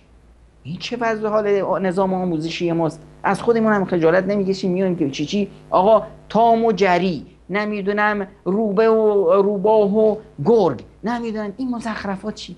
ما اینا مال کسایی هستن که تاریخ ندارن، مال کسایی هستن که فرهنگ ندارن. اینا میان واسه خودشون فرهنگ چی درست میکنن، اینجور مزخرفات. اما ما نه، ما تاریخ داریم، ما بزرگانی داریم، ما شجاعت داریم، ما دیگه نیاز نداریم بریم دنبال زورو بگردیم، ما نیاز نداریم که بریم دنبال سوپرمن و اسپایدرمن و این مزخرفات بگردیم. وقتی که از تاریخ انسان‌هایی که خالد ابن ولید دارن، انسان‌هایی که صلاح الدین ایوبی دارن، محمد فاتح دارن، سعد ابن ابی وقاص دارن، قعقاع دارن، دیگه برن این انسان‌ها، بچه‌های این انسان‌ها بیان با به اصطلاح حشرات و با پرندگان و با گوسالا و الاغ و اینا زندگی کنن، چون مایه ننگ هست. این حق نشناسی ماست. از این بزرگانی که ما داریم اینها رو بیاریم زندگیشون رو بخونیم، به بچه‌هامون یاد بدیم، اسمشون رو انتخاب کنیم و همیشه اینها رو در زندگیمون داشته باشیم. وقتی که انسان با خوبان زندگی میکنه، وقتی که شما در بین یک گروهی از رادمردان هستید، از انسانهای دلیر، از انسانهای شجاع، هر چند اگر شما کم داشته باشید تو خودت، خود به خود شجاع میشی، خود به خود دلیر میشی، صفتهای اینها رو به دست میگیری. همسایه ماه باشی حتما مثل ماه میشی، اما وقتی که همسایه دیگ شدی حتما هم سیاه میشی. خب این مسائل رو باید ما مد نظر داشته باشیم. این از کمترین حقوق اون بزرگان هست بر ما. جناب دکتر شما اشاره فرمودید حالا بعد از ذکر نام رسول صلی الله علیه و سلم و یاران گران قدرشون، ما از اون نسل طلایی هم که نزدیکتر بشیم به عصر خودمون، ما در طول تاریخ خودمون قبل از حداقل زمانی خودمون ما چند نفری رو هم شما ذکر کردید به عنوان نمونه فرماندهانی داشتیم و مجاهدینی داشتیم و کسانی داشتیم که واقعا در تاریخ نامشون جاودانه مانده و ما الان وقتی که حتی خاطرات اونها رو میخونیم حقیقتا اشک بر چشمان ما جاری میشه. یا مثلا فیلم هایی که برای زندگی بعضی از عزیزان ساخته شده، وقتی که ما این فیلم ها رو میبینیم کلا سراپای وجود ما شور و شعف و نشاط میشه و متأثر میشیم و اشک میریزیم. و آیا ما همین تأثیر فقط کافی است نسبت به اینها، نسبت به اون کسانی که ما در طول تاریخ ما اونها رو آرزو میکنیم کاش امثال اونها دوباره در امت باشن، همش در تاریخ داریم دنبال اونها میگردیم و اگر اینها به عنوان مثال افرادی فرماندهانی می بودن و صحبت می کردن و زنده می بودن، به نظر شما از ما چه می خواستن و چه حق و حقوقی رو از ما مطالبه می کردن؟ ببینید استاد سلیمانی عزیز، شما نمک می ریزید رو زخم. ما واقعا با یک به اصطلاح یک بیماری بزرگی در فرهنگ خودمون روبرو هستیم. مثلا به طور مثال ببینید در فرهنگ ما، فرهنگ نوین انسانهای پوچی به اصطلاح بی‌نزاکت امروزی ما مثلا میایم در فرهنگی که به اصطلاح الان ساخته میشه، مسخ میشه، میایم های چیکار میکنیم؟ فوش میدیم. آقا فوش به کی میدی؟ به اموی ها فوش میدیم.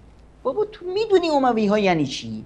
اموی ها آقا همون خانواده‌ای بودن که ظرف 90 سالی که حکم کردن تمام این جهان امروز مسلمان رو در همون زمان فتح کردن. چه دلیر مردانی داشتن، چه راد مردانی داشتن. خب در این یک خانواده بزرگ دلیر مرد، یک خانواده بزرگ رادمرد، اگه 4 نفر فاسد باشن دیگه ما نباید همه این به اصطلاح تاکستان رو بد بگیم چرا که 4 تا خوشه انگور خراب توش هست. نه، یکم باید عقل و درایتمون رو به کار بگیریم. این افراد وقتی که اگر در بین ما می بودن، این رادمردان در بین ما می بودن، اگر امروز صلاح الدین ایوبی در بین ما می بود چه می گفت به ما؟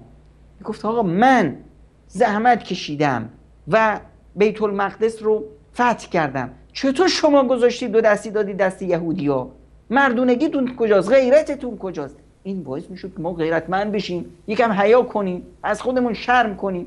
ببین میگن که آقا این محمد فاتحی که اومد استانبول رو فتح کرد، این کی بود؟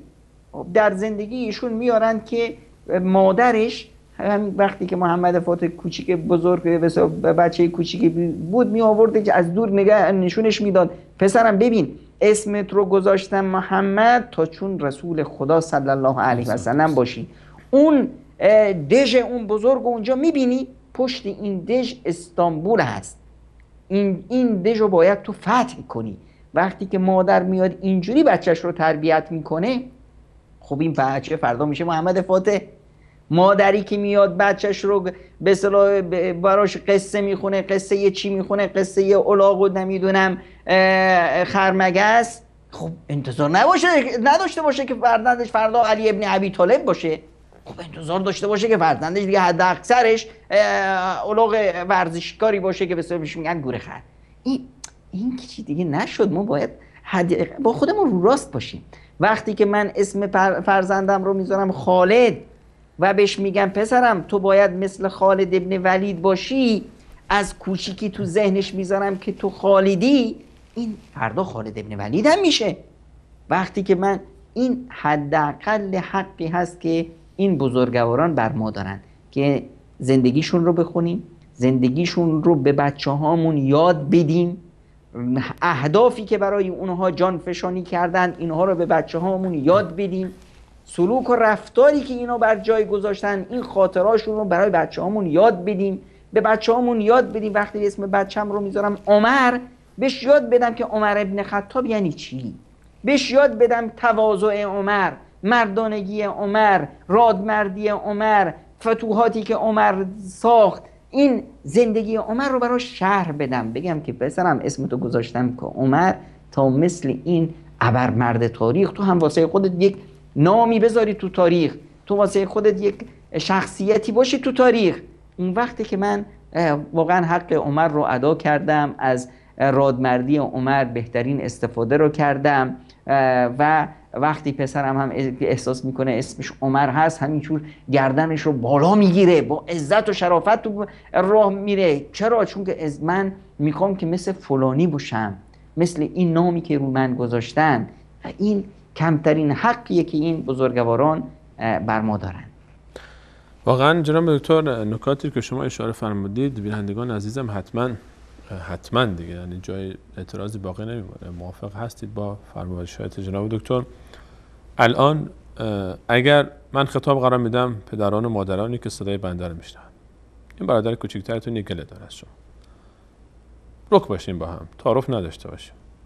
خیلی از فرزندان ما در خانواده ما اگر از اونا بپرسیم که اسم چند تا بازیگر نام ببر، چند تا فوتبالیست، چند تا اون به اصطلاح هنرمندهای سینما، اونایی که به اصطلاح بهشون میگن هنرمند، الان کسانی که این فوتبالیستایی که تو غرب و شرق به هر جایی که چه در کشورهای خودمون چه خارج از کشور، من نمیخوام که اصلا اسمشون هم ذکر بکنم، اینها رو چه خدمتی ما کردن، چه گلی به سر ما زدن، چه احترامی به ما گذاشتن، چه سودی حاصل شد برای ما از اینها، چه تأثیری در زندگی ما داشتن جز اینکه وقتهای ما رو تلف کردن، جز اینکه ما به خاطر حمایت از یک رنگ، از یک مدل لباس، از یک باشگاه، اونور دنیا دارن بازیشون رو میکنن، فحششون رو به ما میدن، پولشون رو میگیرن، فسق و فجورشون هم دارن.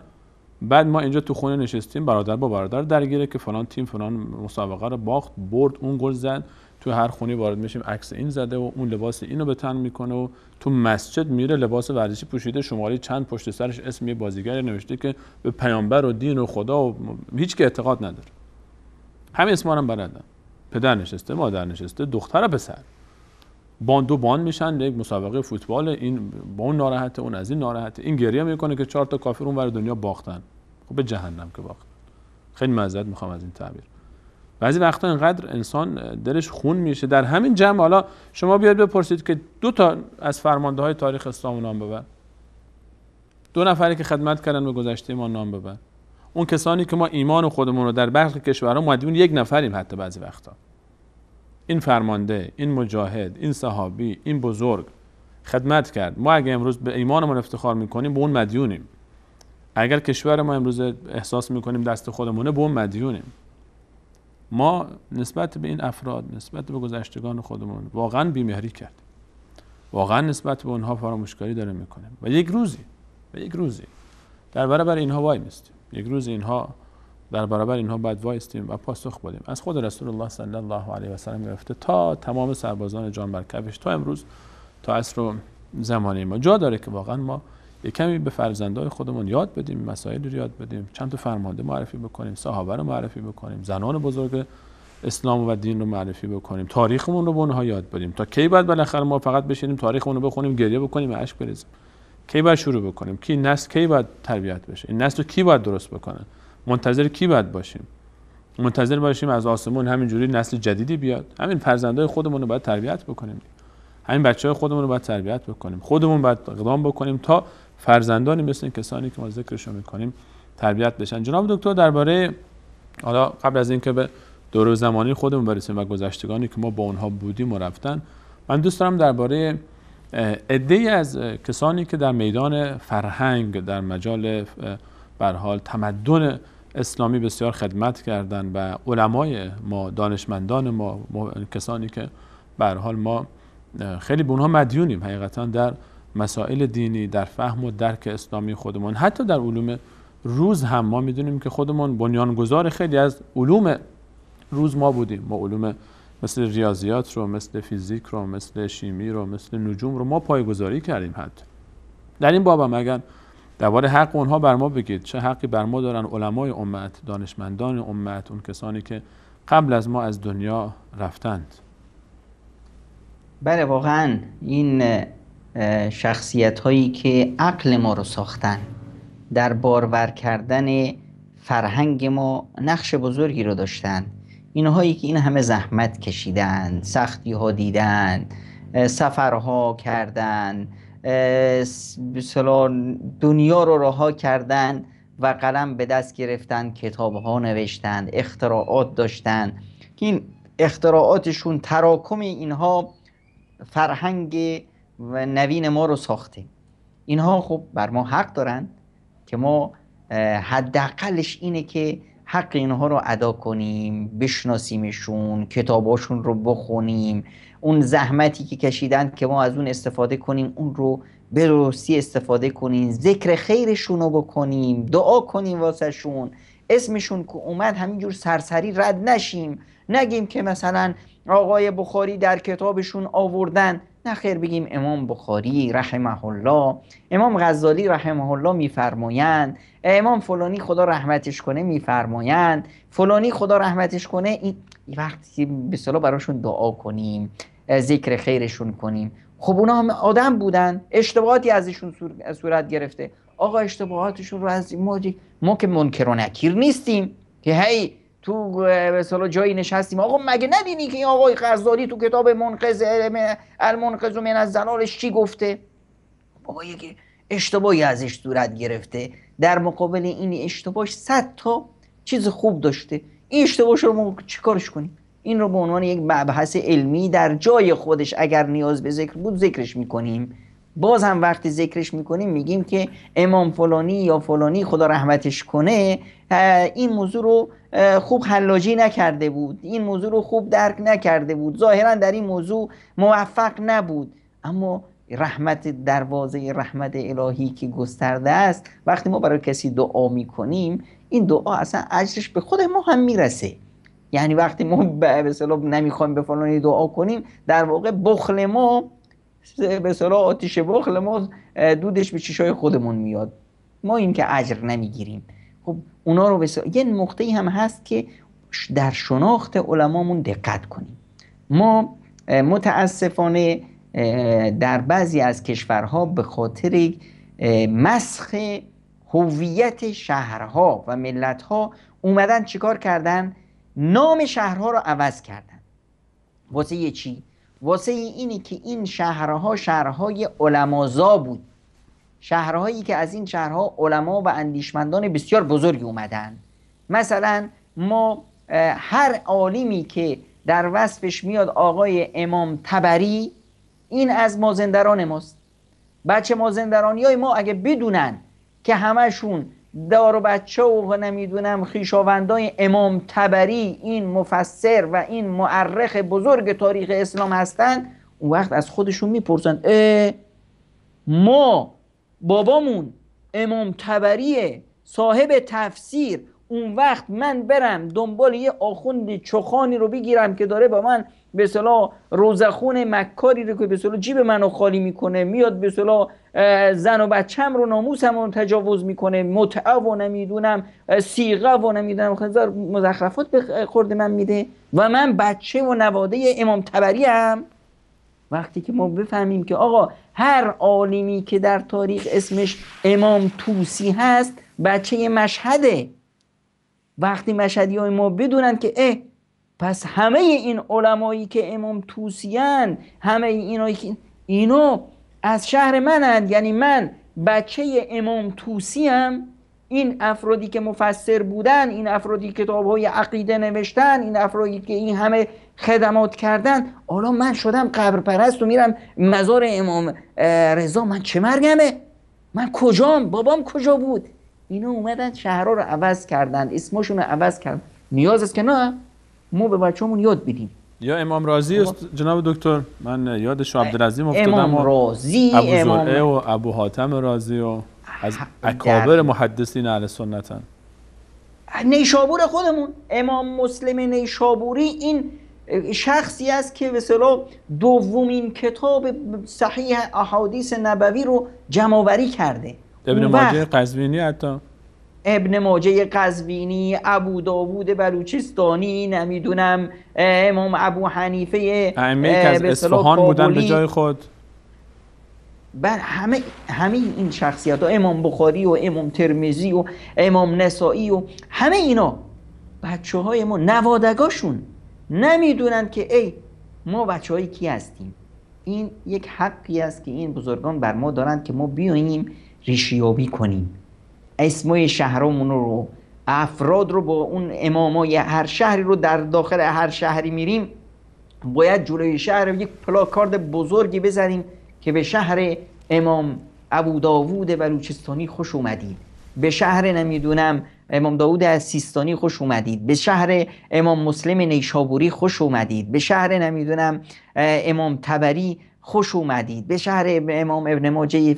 همه اینها باید بچه هامون بدونن، زندگیشون رو بدونن که آقا نوادگان کی هستند، بدونن که آقا اگر ما دچار یک بیماری فرهنگی شدیم، دچار یک لغزش دینی شدیم، یک 4 تا کلاهبردار اومدن مثلا یه دین جدید، یه فرهنگ جدید رو به خورد ما دادن که این مال ما نیست، اینها رو مثلا بچه‌هامون وقتی بدونن، اون وقت ما خوشون رو به کار میگیرن، میبینن که بله واقعا منی که به اصطلاح فرزند ابن سینا و رازی هستم دیگه شایسته من نیست که بیام خودم رو ضایع کنم، صبح تا بعد از ظهر کارم چی باشه، دخترامونو بگیریم که آقا چتکه دستشون بگیره و به اصطلاح لپولوچه هاشون رو رنگ بزنن، جوونای ما برن نمیدونم تو به اصطلاح سلمونیا که آقا موهامون رو خرچنگ قورباغه‌ای کن، شکلمون رو مثل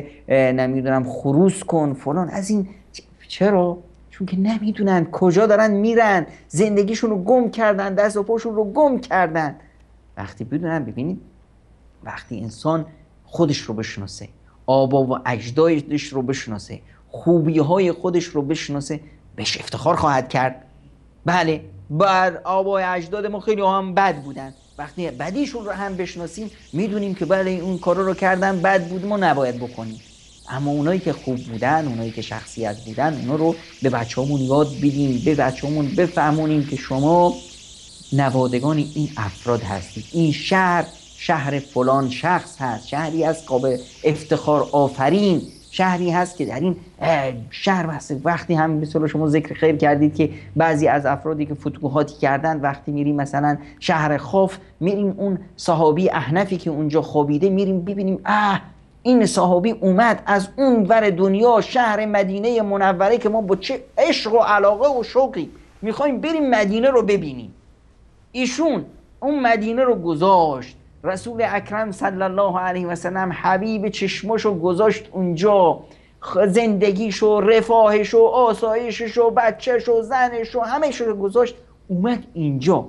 واسه چی اومد؟ واسه این که دینو به من و شما برسونه. ای دمش گرم، ای خدا به رحمتش کنه، خدا ازش راضی باشه، اما منم از اون کم نیارم، منم همین کارو بکنم، منم مثل همون دعوت کنم، منم مثل همون تلاش کنم، جهاد کنم و در مسیر زندگی یک نشونی از خودم به جا بذارم که فردا که من رفتن زیر این خاک مردمم بگن خدا رحمتش کنه، مردمم بگن خداوند ازش راضی باشه، مردم بگن که خداوند پدر مادرش رو بیامرزه. واقعا برای ما بینندگان عزیز مهم هست که تاریخ خودمون رو بشناسیم، علما و اکابر و بزرگان خودمون. یک موضوع هم فراموش نکنیم بینندگان عزیز که ما وقتی که ما برای این عزیزان، برای تاریخ خودمون، افتخار خودمون کار میکنیم، داریم در اصل برای خودمون خدمت میکنیم. اگر دعای خیری بکنیم همون دعا برمیگرده به خودمون. هر دعایی که ما بکنیم فرشته همون دعا رو مثالش رو برای خودمون میفرست. وقتی که ما به اینها آشنا میشیم داریم سرمایه گذاری میکنیم برای نسل خودمون. هیچ امتی که تاریخ خودش رو نشناخته نمیتونه آینده خودش رو بسازه. امتی که از تاریخ خودش غافله و بیخبر، این امت آینده هم نخواهد داشت. گذشته رو باید شناخت، باید قدر شناسی کرد، باید حق و حقوقشون رو ادا کرد تا بتونیم آینده‌ای داشته باشیم بهتر از گذشتمون حتی.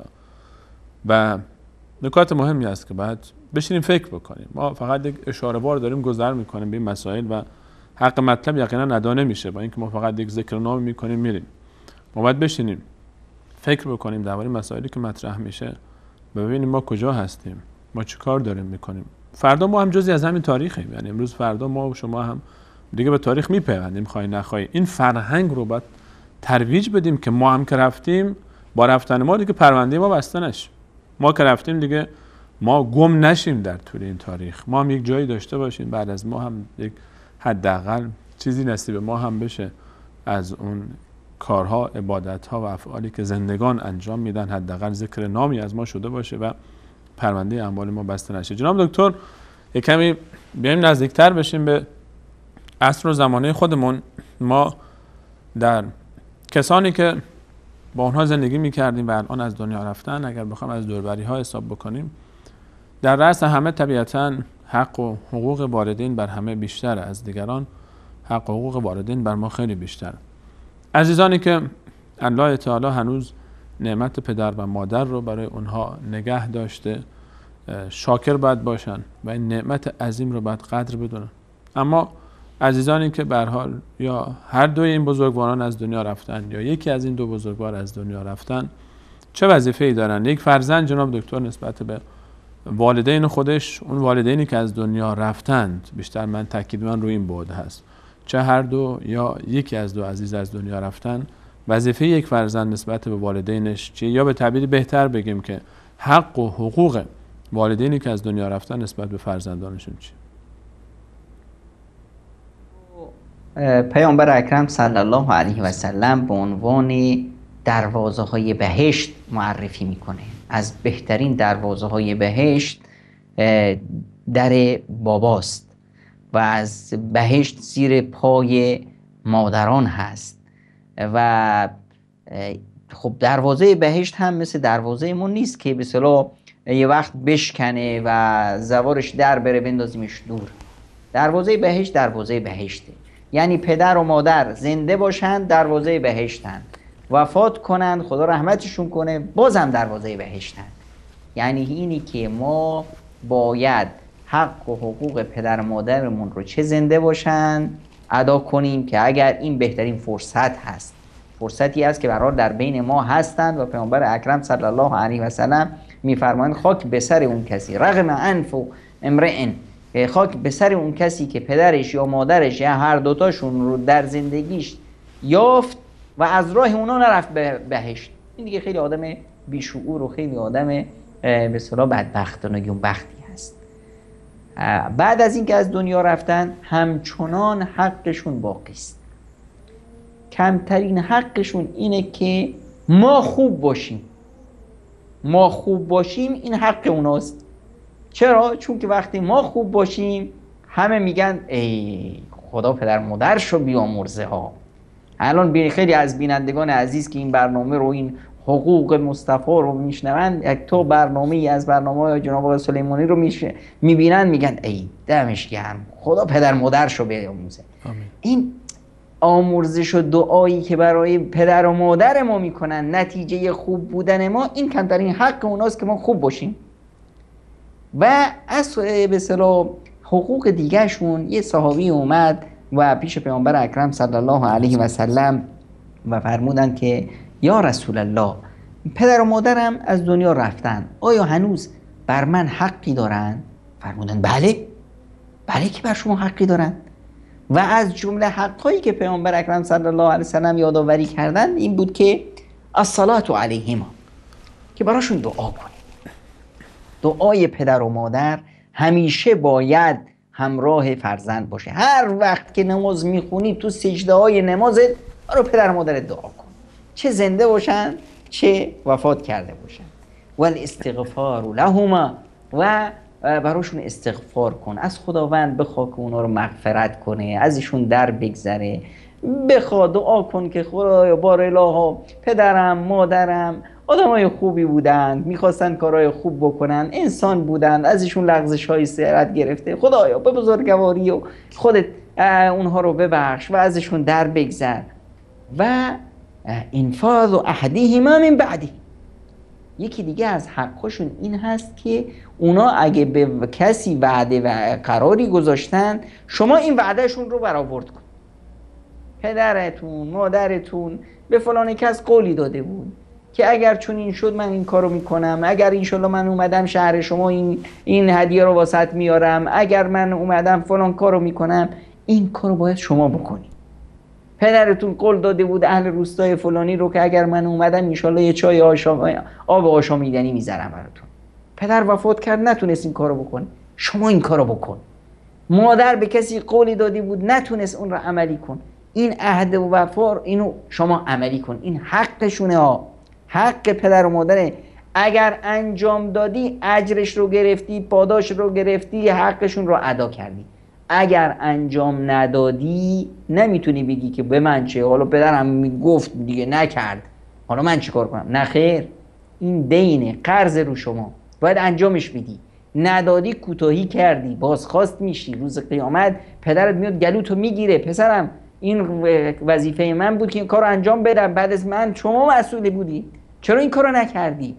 و یکی دیگه از حقاشون اینه که صله رحم رو به جا آوردن. صلة الرحم التي لا توصل الا بهما، صله رحمی که اون به اصطلاح پدر یا مادر اون وسیله است.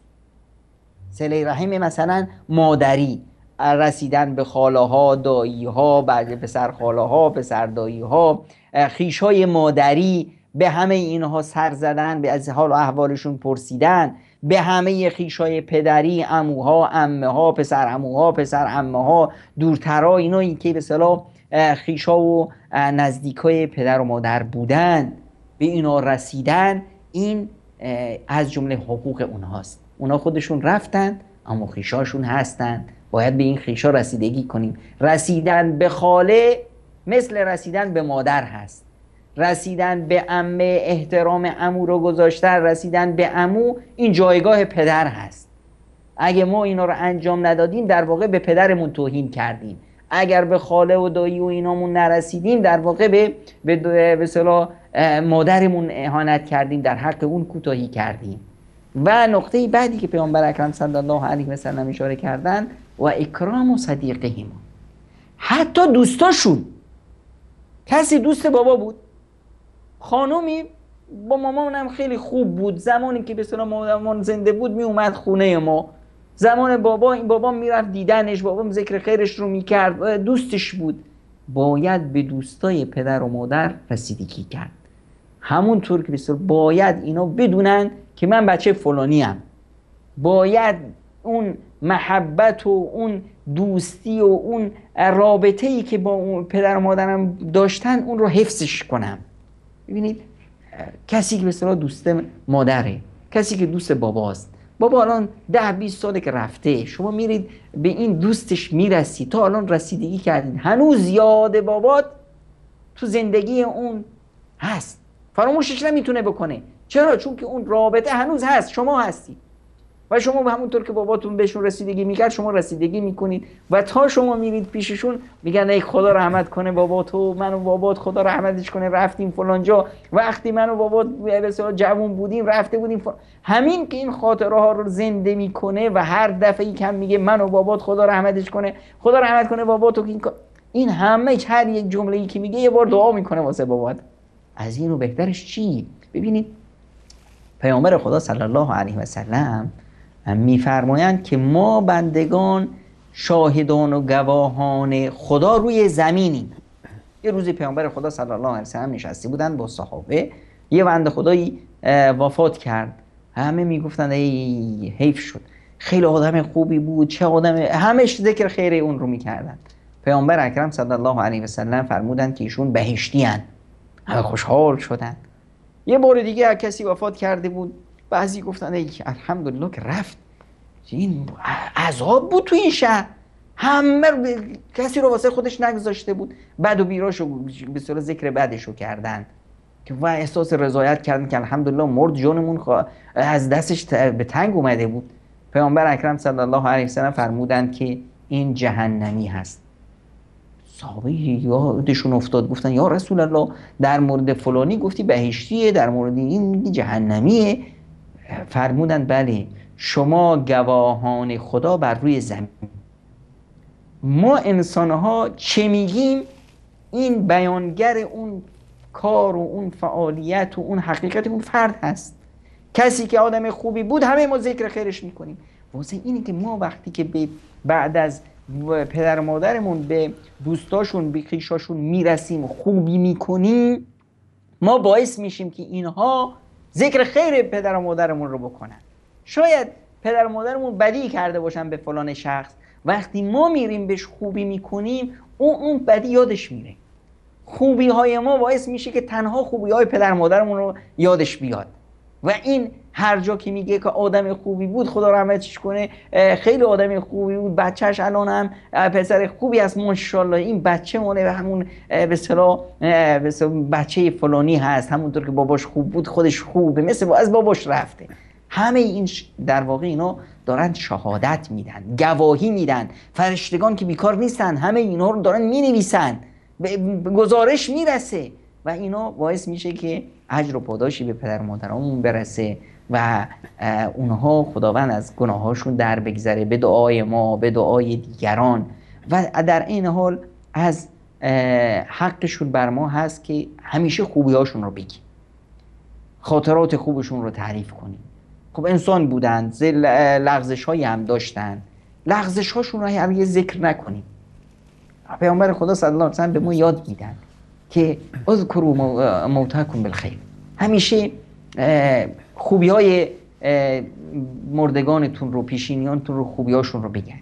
وقتی هم ذکر میکنیم یه جایی هیچ وقت به خودمون اجازه ندیم که اسم پدرمون یا مادرمون که رفته از این دنیا اون رو بدون دعا بر زبان بیاریم.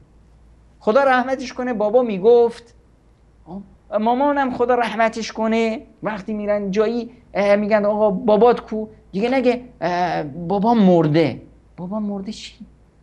خاک به دهن همچین جمله‌ای که به اصطلاح انسان بگه، میگه که پدرم وفات کردن خدا رحمتشون کنه، پدرم به رحمت خدا پیوستن، مادرم به رحمت الهی پیوستن، براشون دعا کنیم.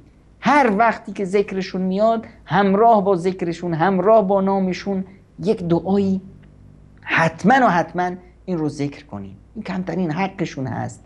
میتونیم در حقشون صدقه بدیم، صدقه به خصوص صدقه جاریه. در جایی که به اصطلاح طرف اومد از رسول خدا صلی الله علیه و سلم پرسیدن که مادرم وفات کرده وصیتی هم نکرده، من از طرف اون میتونم به اصطلاح صدقه بدن؟ فرمودن بله، صدقه بدید. و حتی اشاره کردن در روایت طبرانی و علیک بالماء، آب و حواست باشه، برو توی جایی که آب آشامیدنی نیست یک چای آب آشامیدنی بذار. تو خیابونی که مردم میرند و میان، آقا یک یخچالی بذار، آب تمیز، یخچال همیشه مرتب بهش برس، استکانایی که اونجا هست همیشه بهش سر بزن، تمیز باشه، مرتب باشه، هر کی از اینجا آب بخوره اجرش بذاری برای پدر و مادرت. نمیدونم بیمارستانی نیاز به مسجدی داره، چیز داره، برو به اصطلاح یک مسجدی براشون درست کن، یک نمیدونم کولیری بذار، یک وسایلی که نیاز دارن، مدرسه ای هست نیاز به وسایلی چیزی داره، اینا رو برو بده و از خدا بخوا که این اجر و پاداش رو برای پدرت برای مادرت بذاره. صدقه جاریه دادن، خداوند بهت فرصتی داد پدر مادر حج نرفتن، برو واسهشون حج کن، برو واسهشون، اگر وفات کردن نذری روزه داشتن روزه نگرفتن، شما به جاشون روزه بگیر. یعنی اینی که ما احساس مسئولیت بکنیم در مقابل این انسانهایی که سبب وجود ما بودن.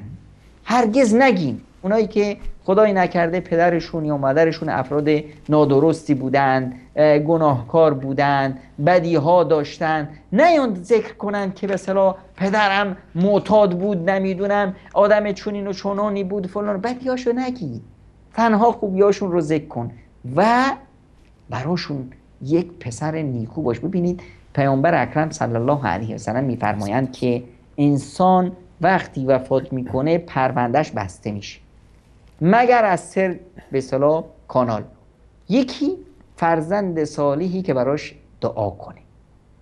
این دعای فرزند صالح به نفع به اصطلاح پدر و مادرش هست، پرونده‌ای که بازه، هرچه فرزند بیشتر دعا کنه بیشتر به پدر و مادرش میرسه. دومیش صدقاتون جاریه، صدقه ای که در به اصطلاح چرخش باشه، وجود داشته باشه، قابل استفاده باشه. شما که اومدید یه به اصطلاح زمینی رو گرفتید، اینو وقفش کردید به یک مثلا مرکزی برای آموزش قرآن کریم، برای یک مدرسه دینی، برای یک مسجد، برای یک آموزشگاه، برای یک بیمارستان، این همش اجرش میمونه تا به روز قیامت. این زمین ازش استفاده میشه و داره برای پدرت یا برای مادرت اجر میاره. و مورد دیگه ای هم علم ینتفع به.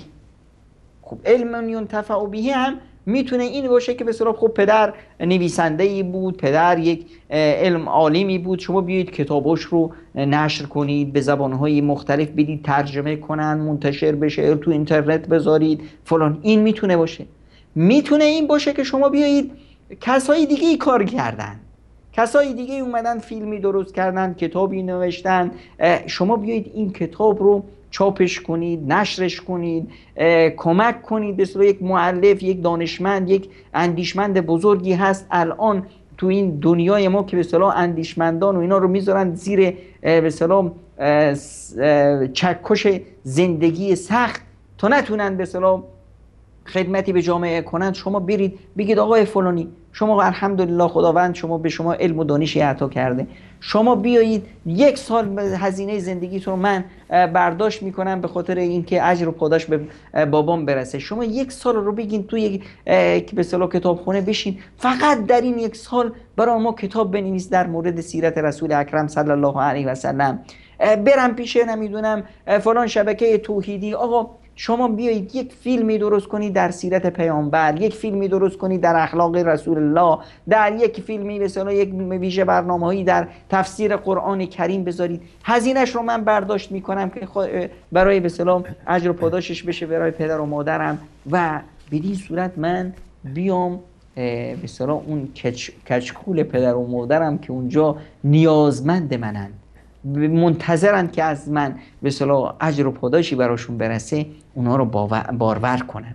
این از کوچکترین و کمترین حقایی هست که من در مقابل اون مادری که 9 ماه منو تو شکمش بلند کرد و نه خواب داشت نه بیداری داشت، همش منو به اصطلاح بغلش گرفته بود و منو حملم میکرد، بعدش زندگیش همش 2 سال آزگار، من نه براش خواب گذاشتم نه آرامش گذاشتم، خونش رو میمکیدم و به اصطلاح مادر هم با لبخند و با خوبی از من مراقبت کرد. هر چند این مادر بد بوده باشه، اون 9 ماه منو حمل کرد، منو سختی منو تحمل کرد. اون کوچیکی من که یک موجود بسیار ناتوانی بودم که نمیتونم یه مگس رو بپرونم، این مادر برام مادری کرد، این پدر برام زحمت کشید. این حق اونهاست که من بتونم این حق رو ادا کنم و اگر نکردم واقعا نمک بدحرومی کردم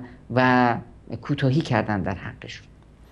انشالله که ما همه بتونیم فرزندانی باشیم که قدرشناس باشیم. من میخوام که از فرصت استفاده بکنم تا تنور داغ نونی رو بچسبونم به این تنور و به همراه شما بینندگان عزیز، همه ما نسبت به والدینمون، چه عزیزانی که در قید حیات هستن والدینشون هر 2 نفر یا یکی از عزیزان، و یا عزیزانی که والدین هر 2 یا یکی از دنیا رفتن، من میخوام که اینجا یک ادای دینی بکنیم هممون نسبت به والدینمون.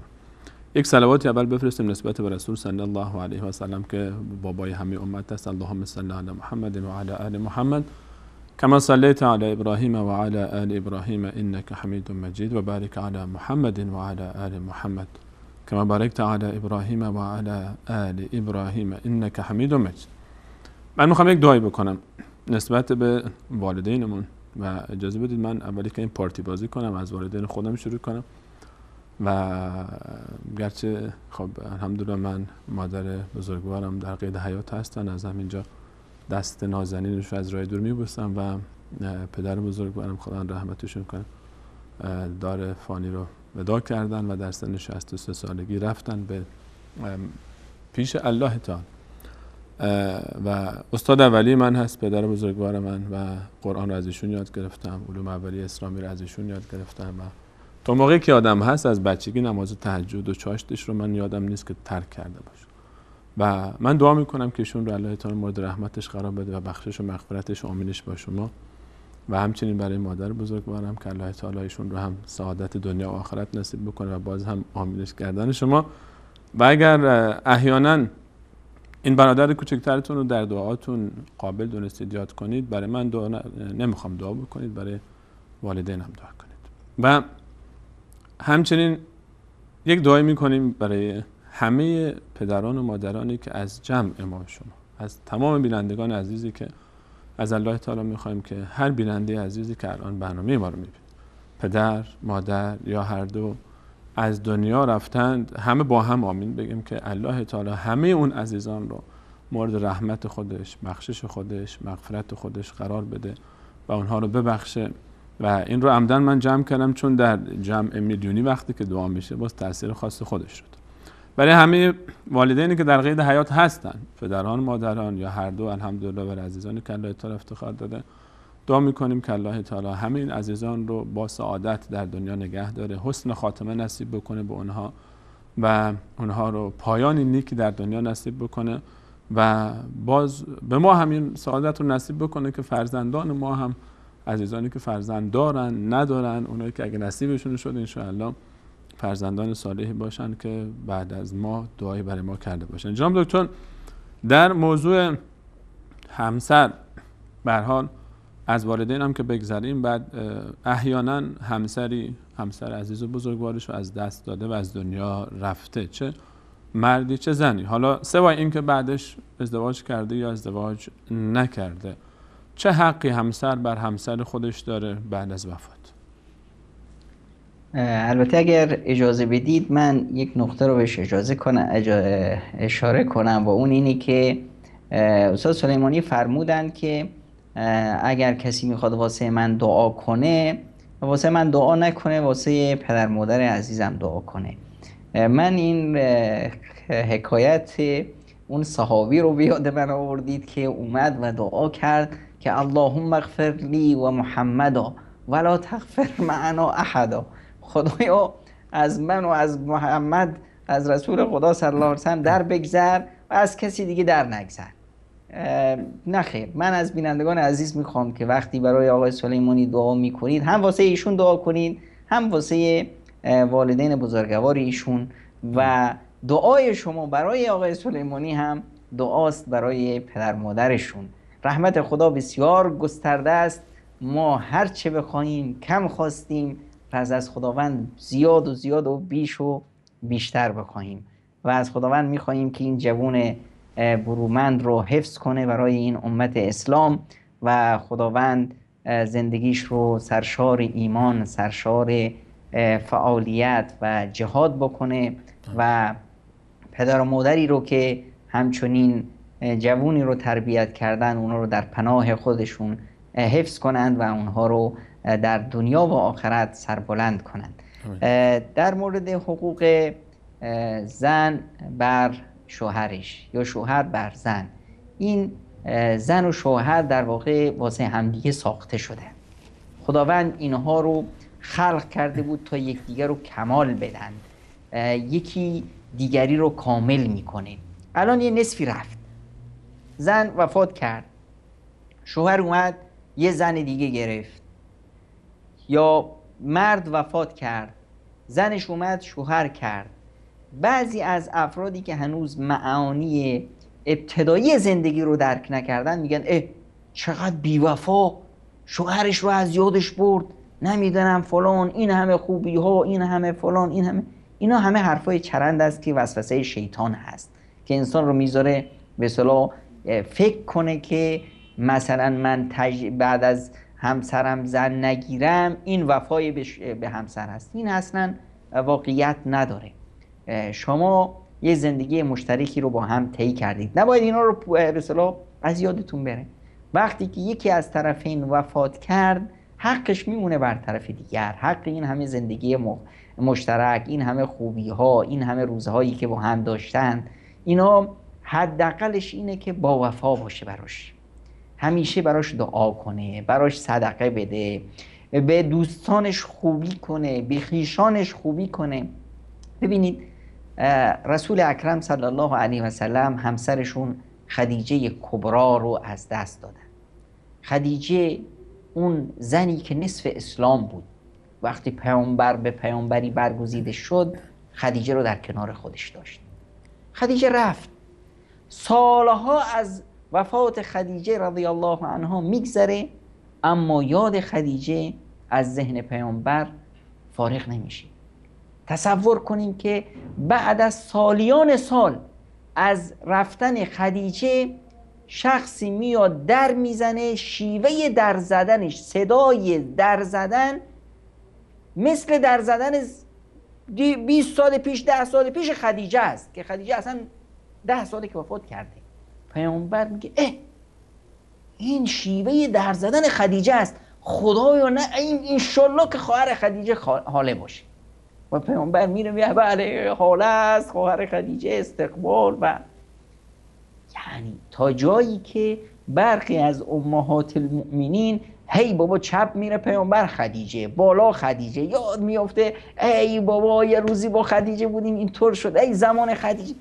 بعضی از امهات المؤمنین دیگه خیلی بهشون برخورد، گفتن یا رسول الله چی خدیجه برو کشتی با این همین خدیجه یه پیرزنی بود رفت، حالا خداوند بهتر از اونو بهتر. پیامبر عصبانی میشه، نه، وفای خدیجه، قدر شناسی اون به اصطلاح همسر بزرگ. وقتی که من از همسر گذشتم قدر شناسی میکنم، یاد میگم. درسته و احیانا همسر جدید یه مقداری بهش بر میخوره، یه مقدار غیرتی میشه، اما وقتی که خودش در تنهایی خودش میشینه میگه عجب مردیست اینی که 10 سال نتونست همسر اولش رو فراموش کنه هرگز منو فراموش نمیخواهد کرد. اینی که با یک مرده اینقدر وفاداره با من زنده 100 برابر با وفا خواهد بود. اینه که این محبت در این خانواده بیشتر میشه. البته اون مرد هم یا اون زن باید خیلی حکیمانه باشه دیگه، نه که هر به اصطلاح کوچیک و بزرگی رو مثلا به خصوص خانم‌هایی که به اصطلاح بعد از به اصطلاح وفات شوهر اولشون فرصت ازدواج مجددی براشون پیش میاد دیگه باید خیلی محتاطانه عمل کنن. این نشه که به اصطلاح به یاد به اصطلاح شوهر گذشتهشون زندگی کنونیشون رو تباه کنند. نه خیر، یاد شوهر گذشته در دعاست، در نیکی کردن به خویشاوندای اون، رسیدن به خویشاوندای اون. ببینید مادر شوهر برای ابدالآباد مادر شوهره. مادر همسر، ببینید کسی میاد از یه جایی ازدواج میکنه، این مادر این برای این تا ابدالآباد محرم میشه. طرف اگر زنش رو طلاق داد، مادر زنش هنوز محرمشه. مادر زنش وفات کرد، مادر زنش همون محرمشه. این یعنی چی؟ یعنی اینه که این به اصطلاح رسیدگی به این مادر زنی که به اصطلاح زن سالیان سالی که وفات کرده، شما میرید به خانواده اینا رسیدگی میکنید، به خویشاشون رسیدگی میکنید، اینا از حقای اون هست. این معاشره و این زندگی مشترک نباید قابل فراموش شدن باشه و ذکر خیر کردنش، به اصطلاح صدقه دادن به اسم اون، دعا کردن برای اون، اینا همه از به اصطلاح حقای اون هست. بدیاش رو نگفتن، بدی داشت به هر حال، همسر بدی داشت، یه بیماری هایی داشت، نمیدونم فلان، الان دیگه من بیام بعد از این که وفات کردن هی به رخ خانوادهش بکشم، هی به رخ این و اون بکشم، یا با زن جدیدی ازدواج کردم هی بدی اون زنی که به اصطلاح وفات کرد و بگم که این رو خوشنود کنم. نه خیر، کسی که وفا برای کسی دیگه نداشته باشه هرگز برای من وفا نخواهد داشت. این رو همه انسان ها درک میکنن. شاید در این لحظه ای گول بخورن، بله بدی زن گذشتهش رو میگه یعنی اینی که منو دوست داره، اما وقتی که با خودمون میشینیم میبینیم نه، اینی که برای زنی که باش 10 سال زندگی مشترک داشت وفا نداره بدیش رو میگه، برای من چطور وفا خواهد داشت؟ منی که فردا اگه من مردم این همونطور که بدی اون رو میگه بدی من رو خواهد گفت. این رو هممون درک میکنیم، هممون در لحظات تنهاییمون حداقل اینها رو میفهمیم. پس بیاییم کسایی که به اصطلاح این مفاهیم یه مقداری از ذهنشون کنار رفته بود، الان این حرف رو میشنوند، بیان یه بازنگری کنن. کسی گذشتگانشون هر کی بودن، حالا همسرش بوده، کسی دیگه بوده، همه این گذشتگان رو بهشون یه نیکی کنیم، یه دعایی براشون بفرستیم، هر چند وقت یه سری به قبرستون بزنیم، برای همه مردگان دعا کنیم که خودمون دلمون هم نرم بشه، بدونیم که جای ما اینجاست. این قبرستونی که، این تکه زمینی که دیروز فلانی رو بلعید، الان دهنش بازه و منتظر منه. منی که فردا میرم اینجا برای این قبرم چیزی آماده کنم. اگه من امروز برای پدر مادرم دعا کنم، برای دوستانم دعا کنم، برای علما و اندیشمندانی که ازشون یاد گرفتم دعا کنم، فردایی‌ها برای من هم دعا خواهند کرد. اما اگر من برای گذشتگان بی‌وفایی کنم، انتظار نداشته باشم که آیندگان برای من وفا کنند.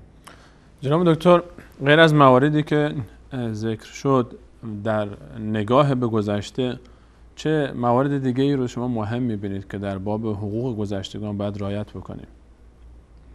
از جمله مواردی که ما متاسفانه ازش غافل هستیم، گذشته خود من هم یک گذشته ای داشتم که این گذشته مرد و رفت، الان هرگز باز نخواهد گشت. روزهای گذشتم، زندگی گذشتم، برای اون چه کار کنم؟ گذشته من چطور ساخته شد؟ من توی جامعه زندگی می کردم، همه این جامعه، زمین و زمان و مردم این جامعه دست به یکی کردن تا من شدم معلم، من شدم پزشک، من شدم مهندس، من شدم نانوا، من شدم یک کاره‌ای تو این جامعه بود که منو ساخت.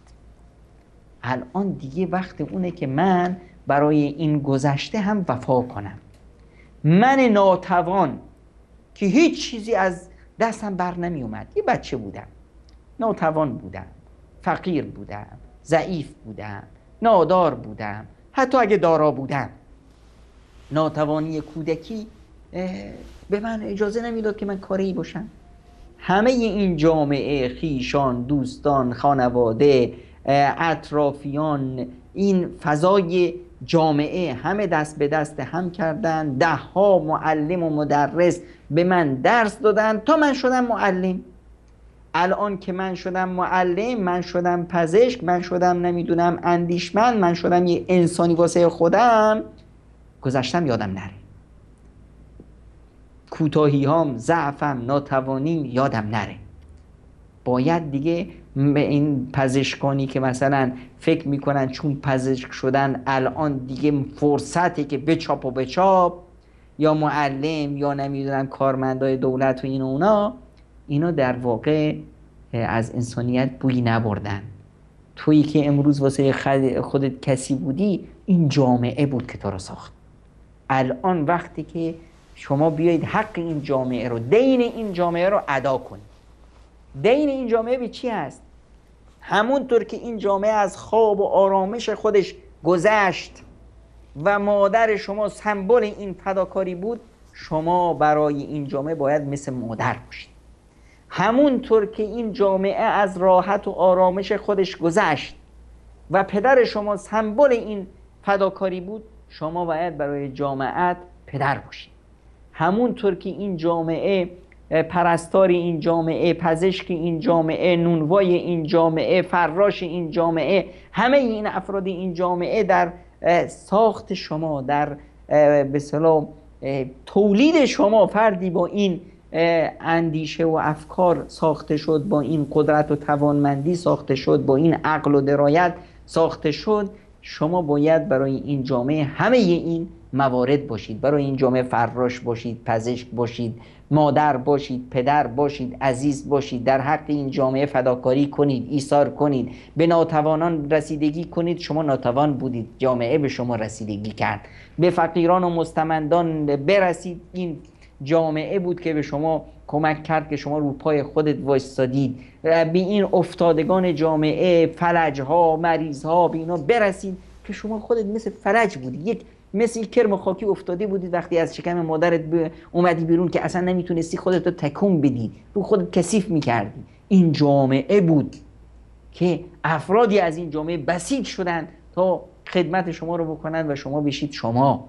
پس این حق رو نباید از یادمون بره. اونایی که اندیشمند جامعه هستن، جوون، آقا جوونی که مثلا امروز خداوند بهش نیرو داده، بهش مال و ثروت داده، وقتی میخواد به اصطلاح یک کاری بکنه، مثلا میخواد ازدواج کنه، دیگه حق نداره اونطوری که به اصطلاح دلش میخواد ازدواجش را بندازه، به اصطلاح همه دنیا رو چراغونی کنه و نه خیر.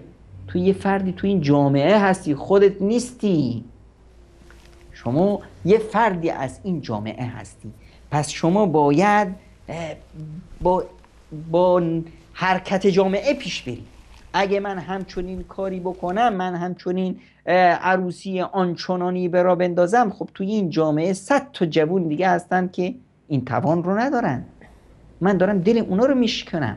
نه خیر، باید حواسم باشه همون ازدواجی که به راه میندازم طوری راه بندازم که جوونای دیگه بتونن مثل من این کارو بکنن، یا حداقلش مرد بشم، بیام ببینم من دارم ازدواج میکنم، من یک خرج و مخارج رو دارم تحمل میکنم. خب تو این به اصطلاح جایگاه ما، تو این نمیدونم خانواده ما، تو این محله ما 10 تا جوون دیگه هستن که میخوان ازدواج کنن، هزینه‌شو ندارن.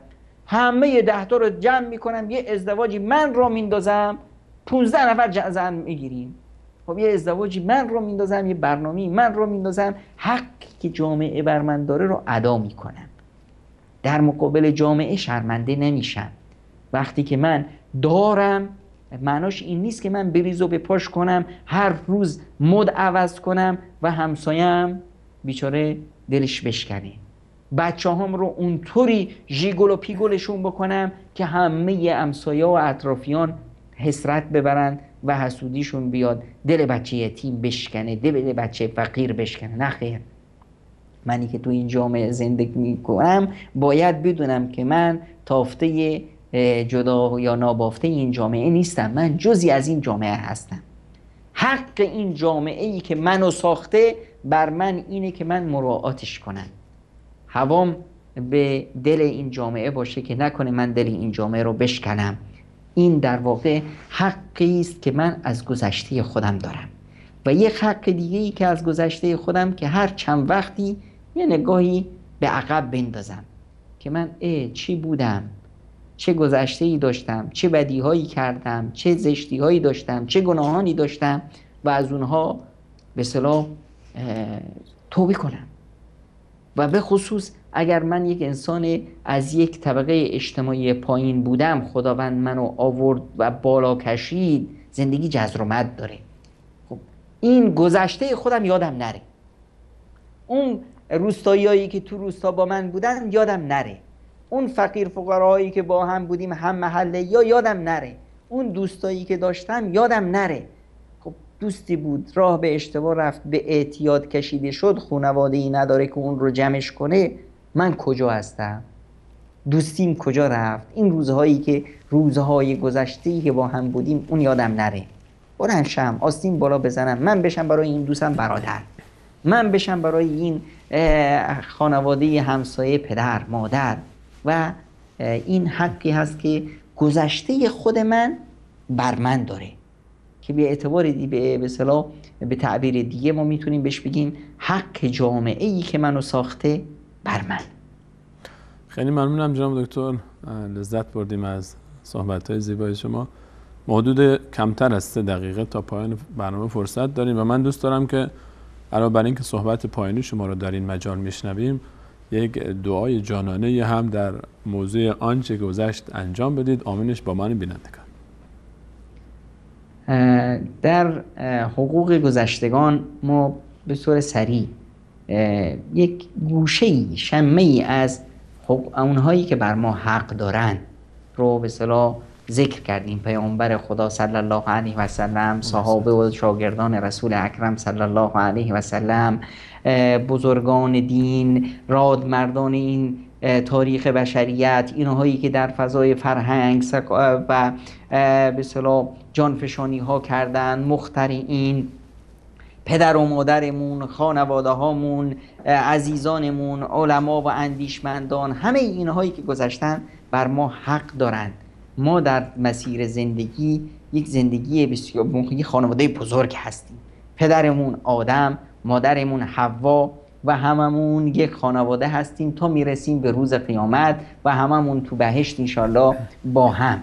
این خانواده بزرگ باید من نوعی تو این خانواده بزرگ طوری رفتار کنم وقتی روز قیامت پدرامون، مادرامون، خواهر برادرامون، خیشامون، نوادگانمون، همه رو که میبینم، همه وقتی به من نگاه میکنن من بتونم سرمو بالا بگیرم. بزرگان قدیمان باید به من افتخار کنن که این بچه ما بود. نمیدونم نوادگان باید افتخار کنن که این بابای ما بود، این مامان ما بود. پس این به اصطلاح دانستن حق گذشتگان به ما این حق رو میده که ما از آیندگان هم طلب حق کنیم و اینی که برای گذشتگانمون دعا کنیم. از خداوند متعال بار الهی یکتا تمنا دارم که همه گذشتگان ما رو بیامرزه و به ما توفیق بده که پیروانی راستین باشیم برای محمد مصطفی صلی الله علیه و سلم و یاران دلیر مرد و شجاع و با ایمانش. به ما توفیق بده که ما بندگانی صالح و نیکو باشیم برای پروردگارمون و از گناهان و لغزش های پدرامون، مادرامون، نیاکانمون بگذره. خدایا بار الها ببخشای بر پدرانمان، بر مادرانمان، بر نیاکانمون همه گناهان و همه لغزش هایی که از اونها سر زده. خدایا به بزرگواری خودت، به کرم و فضل و منت خودت با گذشتگان ما با فضل و کرم رفتار کن، نه با عدل و انصاف. خدایا فضل و کرمت رو شامل حال همه گذشتگان ما بگردان و ما رو خلفی بسیار نیکو و باعث افتخار بگردون برای اون سلفی که پیش از ما بودن. خدایا از اونها درگذر. خدایا اونها همین قد بسشون که این دین رو برای ما رسوندند، این رستگاری رو برای ما رسوندند، باز بندگانی بودند، کوتاهی ها کردند، گناهان از اونها سر زد. خدایا بار الها هر چه گناه کرده باشند در دریای بی انتهای رحمت تو گناهشون هیچ به حساب نخواهد اومد. خدایا از اونها به کرم و بخشایش خودت در بگذر و جایگاه اونها رو بهشت برین کن و ما رو با همه اونها در رکاب پیامبر اکرم صلی الله علیه و سلم در روز قیامت در فردوس برین محشور بگردان. خدایا از من و از همه این وصال حقی ها و از همه بینندگانی که با ما همراه بودند و از همه دوستانی که ما رو دوست دارند و برامون دعا میکنند و از همه مؤمنانی که در مسیر ایمان گام میزنند، از همه ما در بگذر و ما رو بندگانی صالح و نیکو و باعث فخر بگردان برای رسول اکرم صلی الله علیه و سلم در روز قیامت. خیلی ممنونم جناب دکتر، تشکر میکنم از حضور شما در این برنامه و همچنین تشکر میکنم از همه شما بینندگان عزیز که تا این برنامه، تا این لحظه از برنامه ما رو یاری کردید و همراه ما بودید و با تشکر ویژه از همه عزیزان پشت صحنه، رفیع جان، محمد جان، احمد جان، عبدالله و فرید عزیز و حتما ان شاء الله این عزیزان رو هم در دعای خودتون فراموش نمی‌کنید. تا برنامه بعد همه شما خوبان و مهربانان رو به الله متعال می‌سپارم. الله یار و نگهدارش.